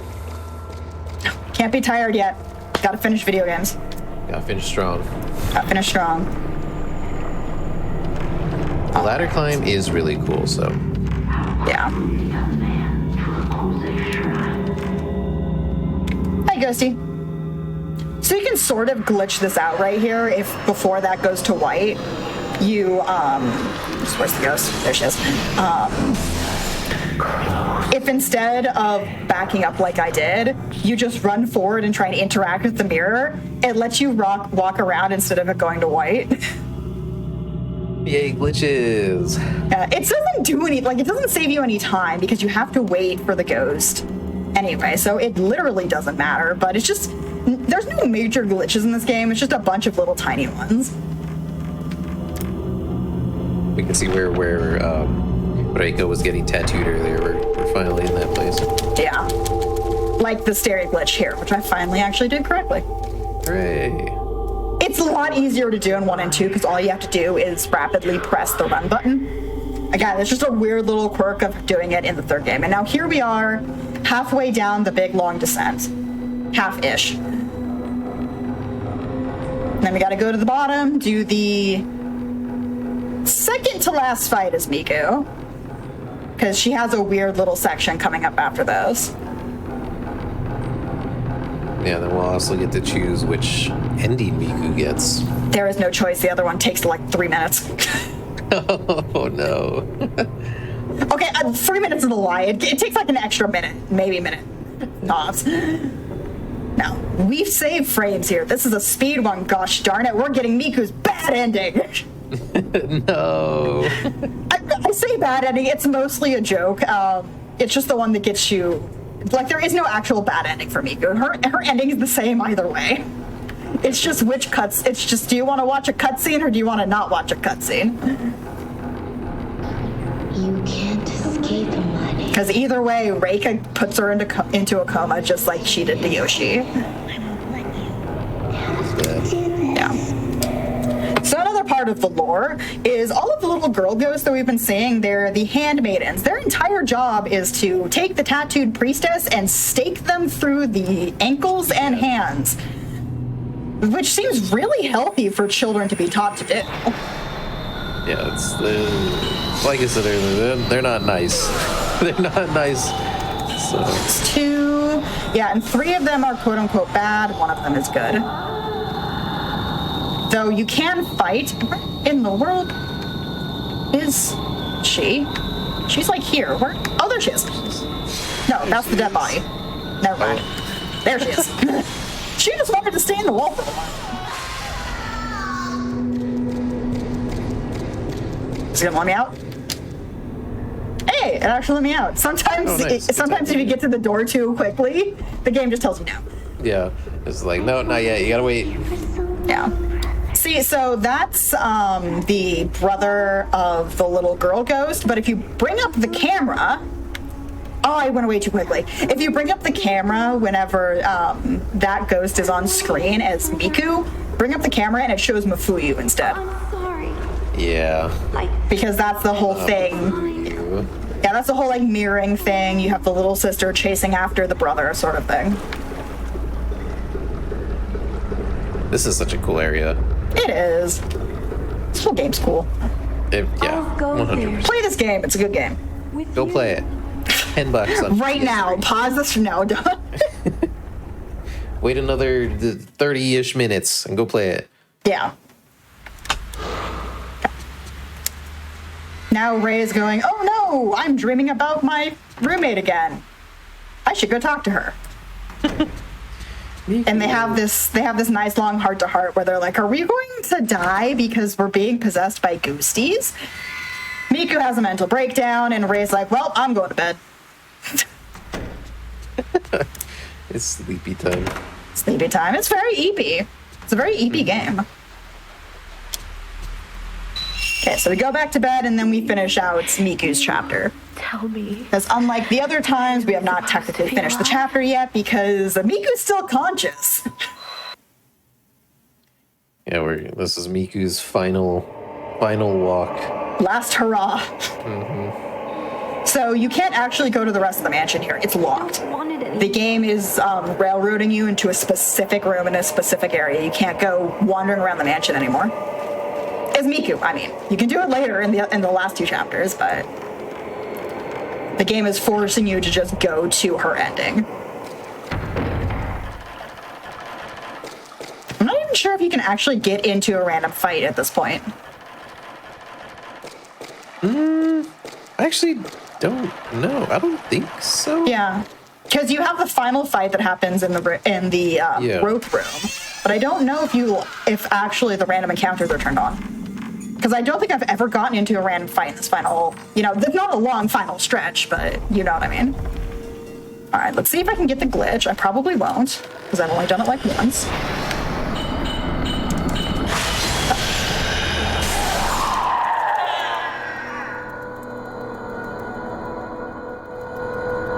Do it. Oh. Darn it, I did it too quickly. Okay, so you saw that the text box popped up there. If I left that text box up about another second or 2 longer, I would have, instead of Miku being stuck by that door and going through some more text boxes, I could have just run, and you can actually beat Mafuyu into the door. So Miku's Choices you can make. Yeah, Miku's in a coma now, just like Yoshi was at the beginning of the game. So now we have to save her life. Yeah, you either follow Mafuyu or you try to escape the manor. Those are the 2 endings for me. Yeah. Also, Kay showed up finally. It's Kay. What's up, dude? Nice fox ears.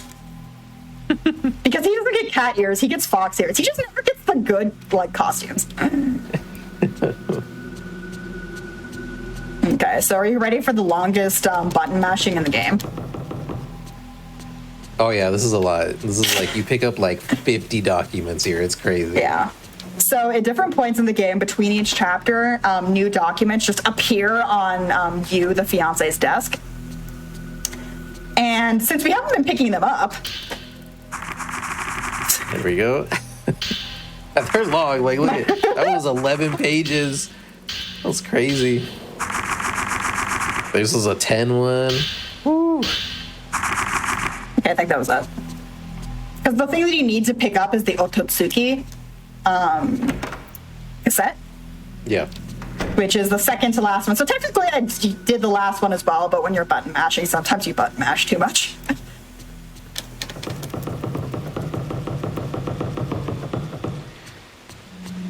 Now I gotta give we're just gonna dump all the documents on Kay's lap. Just throw it at him.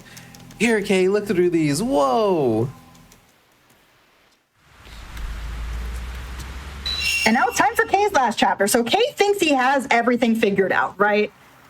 He's a man with a plan. We have to go to every single one of the red paper doll rooms again to get a bunch of stakes. Because he read in a book that he can use the stakes to stake the priestess. And if he stakes the priestess, then all of the bad stuff will stop. Because that's what the book says. And we all know that books never lie. Little does he know he's making a mistake. The dumb tish puns. I had to. So we take this in a very specific angle because as you saw, Ray was on the other side of the room. So we start with this doll room and we sort of make a loop around the mansion. Kay thinks he's the main character. Yeah, Kate does think he's the main character. Okay, so this is right, upper left. Right. Oh yeah, the candle puzzle. Lower left, upper right. Oh, wrong one. There we go. Yeah, I have it written down in my splits because I can never remember. I just did the glitch. Did you see that? Ooh. I just did it on accident. Sick. Yeah. You mean totally intentionally, right? Yeah. Yeah, that was intentional. Don't worry about it. It's fine. So that was the glitch right there. You saw that I was running around as Kay with the tattooed stakes still up on the screen. That was because I was button mashing so quickly that there's like a couple frame window between when a thing happens and the game takes control away from you. And if you interact during those couple frames, the game gives you back control. But yeah, there's a bunch of little times in the game when you can do it by accident. That was one of them.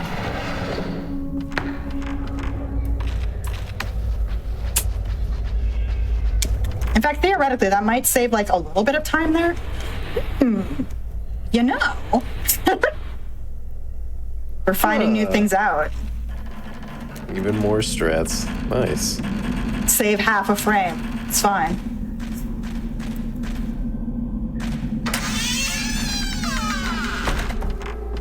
All those half frames add up. I mean, that's fair. Okay, so this one is lower left and up. There we go. See, like, it didn't let me do it there. Everyone's gonna die. It probably only lets you do... Yeah, it only lets you do it, I think, if there's a book. Like, because there's a book on the first one. The books are the secrets. The books are the secrets. Books are great. And we love books. I say that as somebody who is a published author. Oh, that's Technically. cool. That's Technically. awesome. I have a short story published in an anthology. That's cool. That's Working on getting a novel published, but fingers crossed. All right. fingers crossed. Yeah, so we got 2 of the stakes. Now we get to get 2 more. Let's see if I remember my routing. See, these last 3 chapters are when the routing gets a little squirrely in my brain, because you're functionally doing the same thing 3 times in a row, but in completely different routes. Yeah, like the layout of this area, like the whole thing, honestly, like it can't, like, even if you play this hundreds and hundreds of times, the layout can still trick you. It can still get you a little bit. It can still get you. But yeah, I go through here. Kyoka gets mad because I haven't given her hugs and kisses. And so we have to flash a camera interface about it before she lets us go onwards. That's paraphrasing, but that is functionally what she's mad about. She thinks we're her husband. Yeah. that quote unquote abandoned her. Abandoned her. I keep saying this, but her story is really sad too. It's just everything's just so sad. Oh, there she is. Wait a minute. Oh no! I missed the quick shot. Wait a minute. What's she doing here? What? Wait, wow. I was like, that's not Kyoka. What in the? This has never happened before. Oh, what? No, can we like not? There's two. That's crazy. Hold on. Hold on, game. How dare you? I've never seen that before. Well, first off, okay, I'm gonna focus here for a second.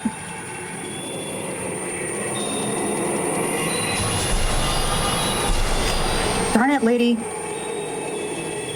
Oh, don't you hit me with your hair. Yeah, usually it's just fighting Kyoka here, so this little girl being here is like that's messing weird. me up. Where are you, Kyoka? Oh. Darn it, Kyoka! And like that flying ogre, she's one of the most annoying enemies. She's very fast and very annoying. Oh, gosh darn it, Kyoka. She's really not playing. She's mad at No. you. Gosh darn it. Game.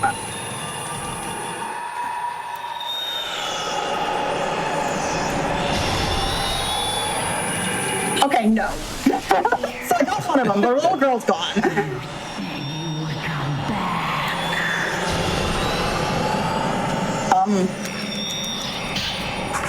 I'm sorry?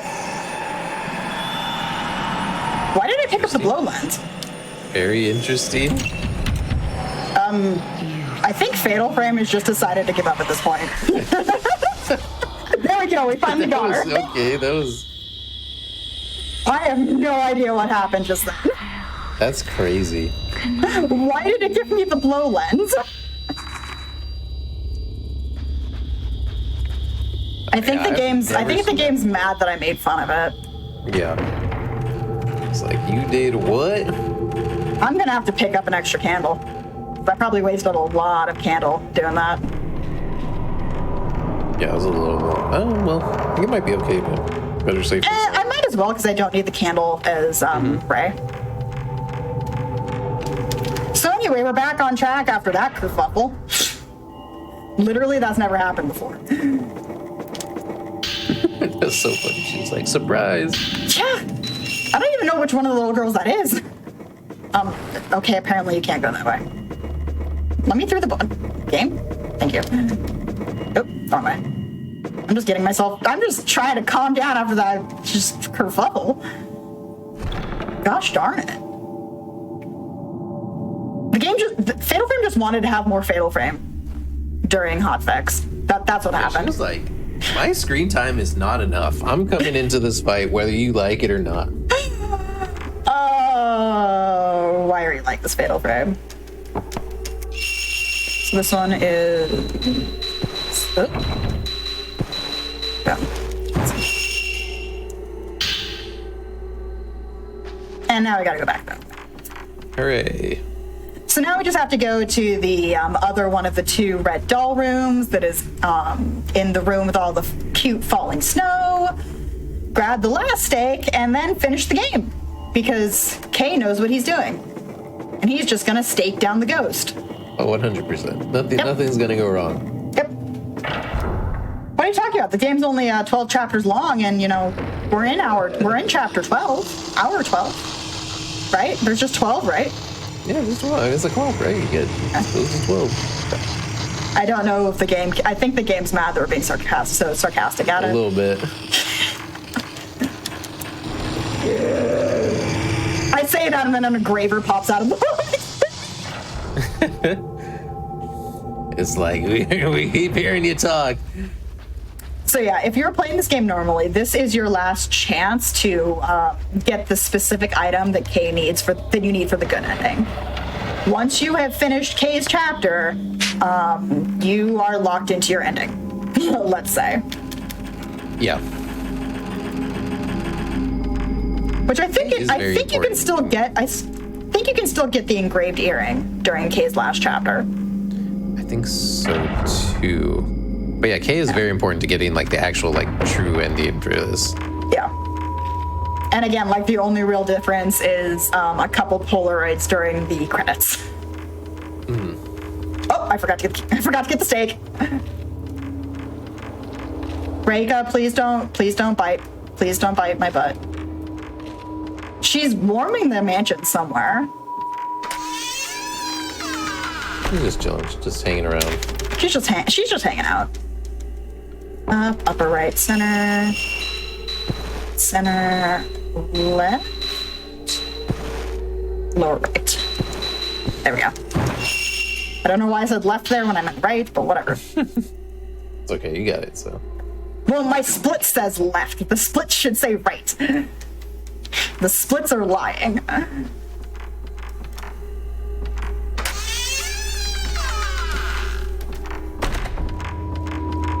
Oh, and as an sort of explanation for what happened earlier during that last fight with Kyoka, what happened is that this game does have a random battle system, sort of. If it's on a somewhat randomized timer, but in certain rooms, if you waste too much time, or you're just have been around for too long, the game will just throw a random ghost at you, and it's some semi-randomized based off of what area you're in. Surprise ghost. Huh. Yeah.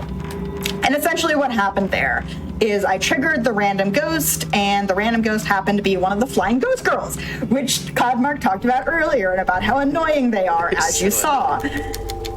And because I play this game on New Game Plus, I have the sensitivity of my thumbstick turned up really, really high, because for the most part, when you're playing New Game Plus, you don't actually have to aim the camera, and it's faster to have a higher sensitivity. However, if you actually are in a situation where you need to aim the camera like I just did there, it's really easy for the camera to go haywire.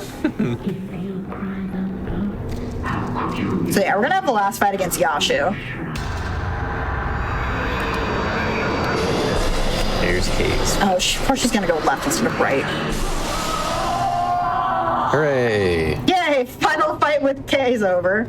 Now it's time to go roll credits.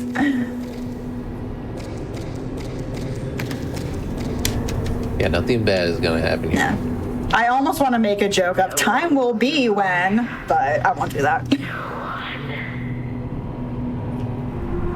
So yeah, this is the final boss arena. I'm not even joking. This is actually the final boss arena. Such a cool looking arena. It's really sick. It is great. You're not actually going to see the fight in it, though. As long as, unless I absolutely whiff the first shot at the end of the game, which theoretically you can do. Yeah. Okay, so yeah, if our obvious sarcasm wasn't obvious, Kay absolutely failed. He went into the room, saw that, oh no, the body was already staked, but how could that be? She's trying to kill everyone still. And then she wakes up, pushes out the stakes, and kills Kay. So Kay has been Thanos snapped. Hey, no. Yeah, he's a soot stain. If you did the extra stuff that you needed to do as Kay to get an item called the engraved earring, of which there are two, Reika gets one in this next chapter, and Kay can get the other one. If Kay gets the engraved earring, then because of reasons, he doesn't get killed. Essentially, Reika's like, you remind me of my boyfriend. I won't murder you. Yeah, pretty much. So here's where He you're going to does see the look like actual. Reika's boyfriend. Here's where you're going to see the actual usage of the glitch. So I'm going to play this, exit out really quickly, and I'm going to immediately click back onto it, and immediately exit out again. There should be a cutscene playing right now, Still, but I'm running around, if I could just see you once more. and it lets you cross. It lets you cross the room a couple seconds early. I know I can't see you again, but still, Radio. What's What's going on with that radio? I could just Yeah, see normally you would have to wait for the radio to do that little scene where it like shows the radio before you can actually move away from the cassette tape. you again. I know I can't see you again, but still, Surprise, there's another attic. Why are there so many attics in this house? Imagine having that in your room. Also, that? Like, this is such a Jew on the grudge act, I swear. See you again, but So yeah, Rake is in our house now. But it's okay, it's the good kind of... Oh, it's the Echo Stone earring, not a grave earring.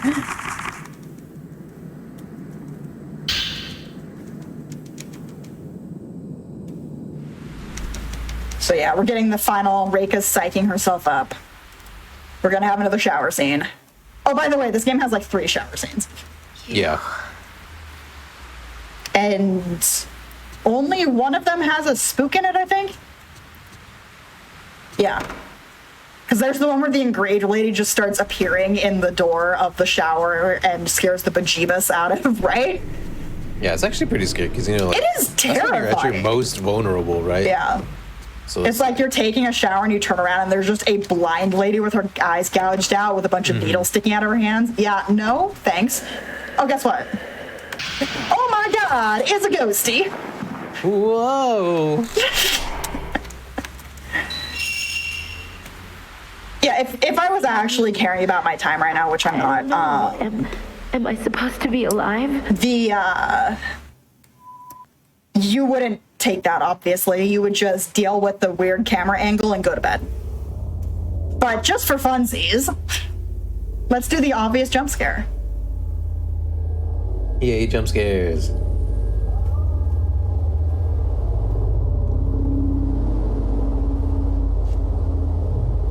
Oh, hey, look, it's you. Not you. You made that joke like 3 times. Okay, so now we're gonna chase you again.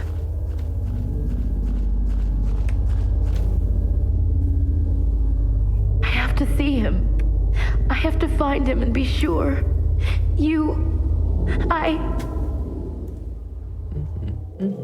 Alrighty, here it is, calling the tattoo. It's spelled wrong, it's typoed. Oh my god, it is! That's crazy. Wait a minute, what? So many random ghosts right now. Did you see that? This is just crazy. Grandma just appeared behind me. What is going on tonight? I think that's the grandma ghost, the one with the stroller. So essentially the entire point of this chapter, Miku had the mirror in her last chapter. So many voices. I think it was in her last chapter. She got the whole mirror. The mirror is actually broken, so now we need to go find the pieces as Reika. We need to go to areas that were in the mansion that were important to Reika, the ghost, collect the pieces, and put them back together. There is 5 of them. I'm so flabbergasted that I've gotten so many random ghosts. I even got the grandma. Yeah. You never get the grandma. That's crazy. I don't think I've ever seen the grandma in a random fight during a speedrun before. For those who don't know this game, the grandma is a random ghost that has nothing to do with anything lore-wise or otherwise, that just randomly is in a couple specific areas. And she has a stroller and she hits like a truck.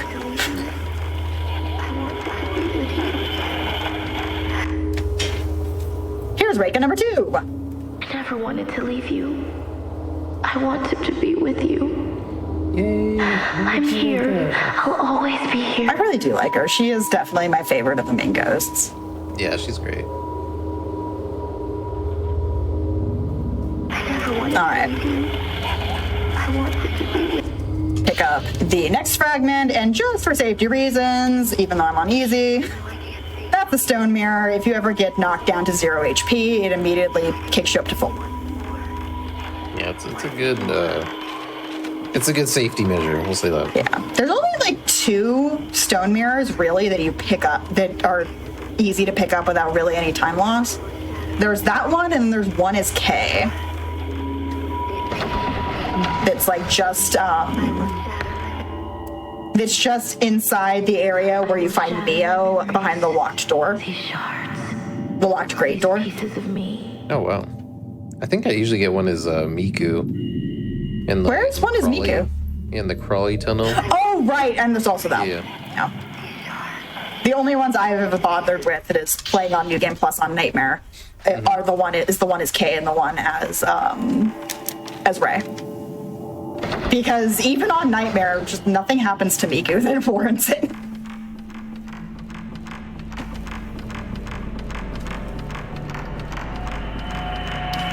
Right, so where? I'm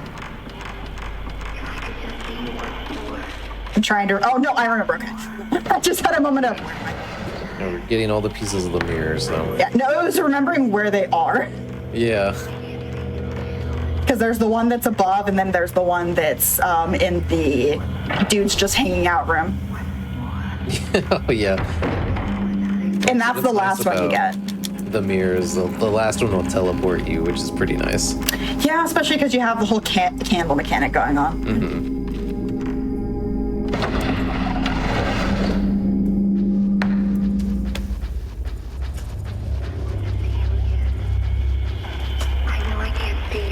I wonder if I'm gonna get attacked by Kyoka. I've gotten attacked by Kyoka like right here before. See if she makes her last appearance if she wants more screen time. Nah, I think we're good. So when I was de-rusting this game, Kyoka appeared right next to Reika here. Oh god.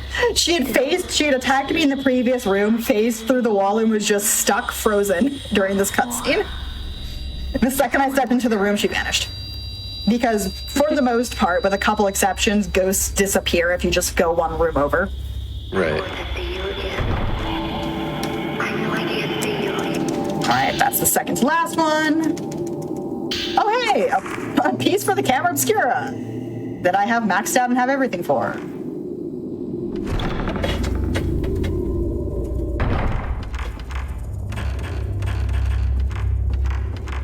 So yeah, we just gotta go to the room with the guys chilling out, hanging and having some fun.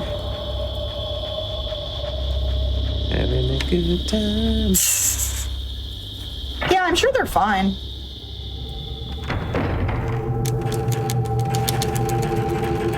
I love stair skating. Stair skating is it's so nice. It's so fun.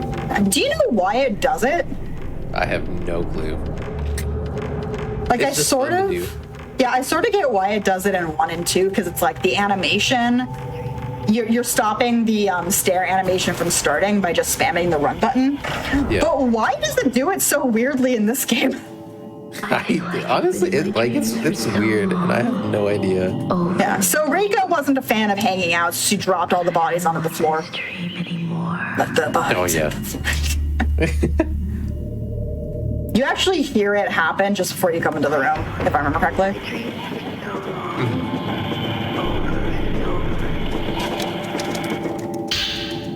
And last mirror.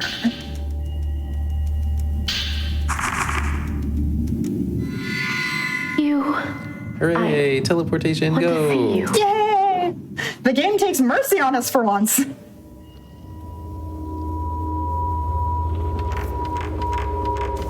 Of course, not so much mercy that it actually puts you in front of the actual door. So if I was playing this on Nightmare, I would take a little bit of a detour to the side there to grab Zero Film, which is the most powerful film in the game. It's just in the corner for some reason. Hi, Reika. Please don't kill me. But if it was on Nightmare, I would grab it in order to be able to two-shot the ending enemies. Because you have to like 3 or 4 shot them unless you have at least type 90 film. Oh, I lied. We have one more fight with Yashu. Oh yep. And then we have your least favorite fight in the game, Cloud1. Oh god. Y'all see how. Oh, yeah, it's something. Dar.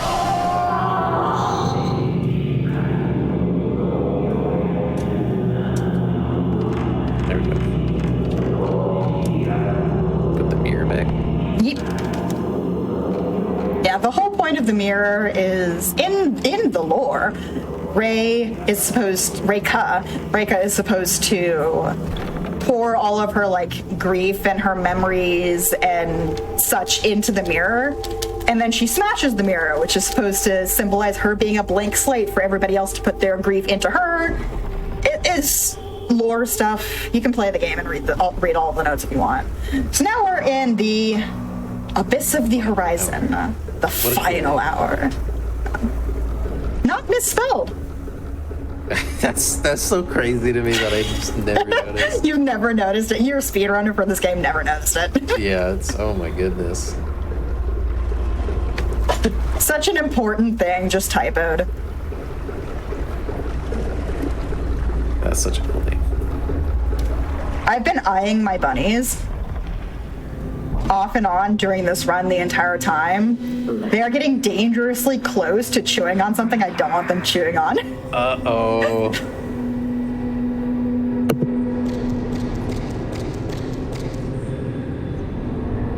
Okay.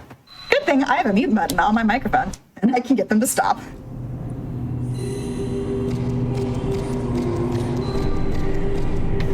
So this is the long path down that we were talking about earlier. You don't have to do the whole run as Miku or Kei because the game takes a little bit of mercy on you. You do, however, have to do the entire walk when you're playing as Rei. And the reason why it's so long is because if you hear in the background, it's playing the entirety of the Subduing song, and it wants to make sure this is just how I see it. It wants to make sure you hear the whole song.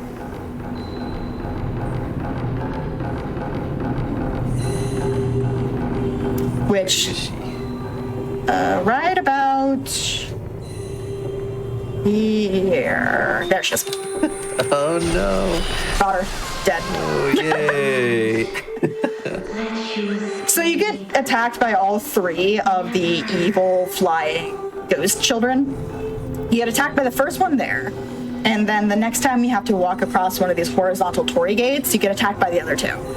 You can theoretically run all the way to the bottom and then have to fight all three of them at once, but it's just easier to fight the first one on the stairs at least. And the other two, you can either run all the way to the bottom, or if you're playing on New Game Plus and you have a bazooka for a camera, you can just fight them anyway. Yeah, that always helps. Just wait for an opening and one-shot them. Like they wait for you. Like, look at you're on this little thingy. See, they're crazy. They don't stop. Yeah, I've already said it once. That is the first time they've ever gone into an attack immediately like that. Yeah, they wanted a good showing. They're like, we gotta pop off right here. Yeah, apparently. Whoa! Okay, game. There we go. So what I did there, do you want to explain the flash mechanic? Because I can only ever get it to work half the time.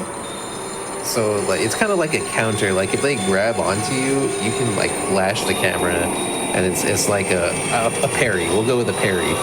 So you like parry their attack, and then like it doesn't like stun them because you don't get to like do anything to them. It'll just like shake them off. It's pretty nice. It's pretty cool. Rei also has a regular flash.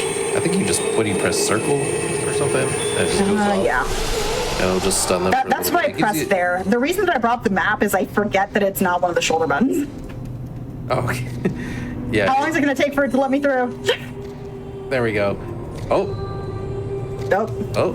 Okay, I'll do it the actual one. Just wait. There we go. You have to wait for the Amane thing to appear in the corner. So if I was playing on either New Game or Hard Mode or Nightmare New Game Plus, we would actually be having a fight. Now, just in case I mess this up, I do have a safety save. In case I mess it up and then die in the fight. But that's gonna be good. Yeah, we are coming up to the final boss of Fatal Frame 3. And if everything goes correctly and I don't flub the final inputs, we will functionally skip the final boss. Because, again, we have a camera that is functionally a bazooka. Don't want to see. So we're going through the same path Kei took, except we have the fancy earring, so we could do the fight. And time will be on final hit of the camera, ideally right after this cutscene. Time. I think, So you can only do that on New Game Plus for easy and normal. Any other difficulty and on normal, you cannot do that. The game gives you a fatal frame shot right at the beginning of the fight, and just on those two endings, you can take her out in one hit. hooray. Which feels like me just justice, because this fight can be a royal pain in the butt on New Game and even in Nightmare because of how much of a truck she hits. It just feels like justice to be able to get just a little bit of just fast kill on her. But yes, so we have defeated Reika.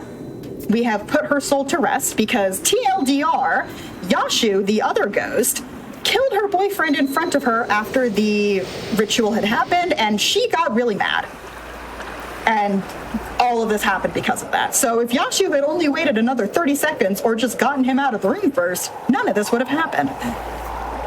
But horror game's gonna horror game. Yashu's smart. Yeah.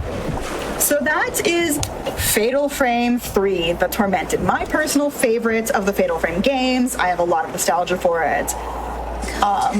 We are going to be getting a remake of Fatal Frame 2. Hopefully, fingers crossed, if that does well, we'll get a remake of 3 as well. But yeah, my name is MissScarletTanager. You guys can find me over at twitch.tv/MissScarletTanager. I am streaming at the moment on Wednesdays and Thursdays from around 5 p.m. to 7 p.m. Pacific. I stream as soon as I get home, so it could be off a little bit. And also, if you come to my streams, I have a dedicated bunny cam. You heard me mention my bunnies a little bit ago when they were trying to chew on something they shouldn't have. They have their own dedicated camera. So if you like bunnies, if you like chinchillas, if you like horror games, if you like writing, because I'm also a published author, come find me over there or on YouTube under the same username. Cloud Mark, got anything to say? Thank you for having me. It was really fun. You can find me on CloudMark27 on pretty much every social media. So I play a lot of horror games, speedruns. It's fun. Yay, Fatal Frame. Go buy a Fatal Frame 2 remake. Yes, and I've been talking so much, I need some more. And stay hydrated. Thank you both for the run of Fatal Frame 3. It is fun seeing, honestly, the ending here. Quite the fun game. A lot of stuff with that. Before we go, anything else either would you like to add? This game's really, really cool. And Ray's just being silly. Don't worry about her, she's fine. But yeah, that's Fatal Frame. Play Fatal Frame, hooray. Alright, play Fatal Frame indeed. Alright, that being said, thank you all for watching this episode of Speedruns from the Crypt.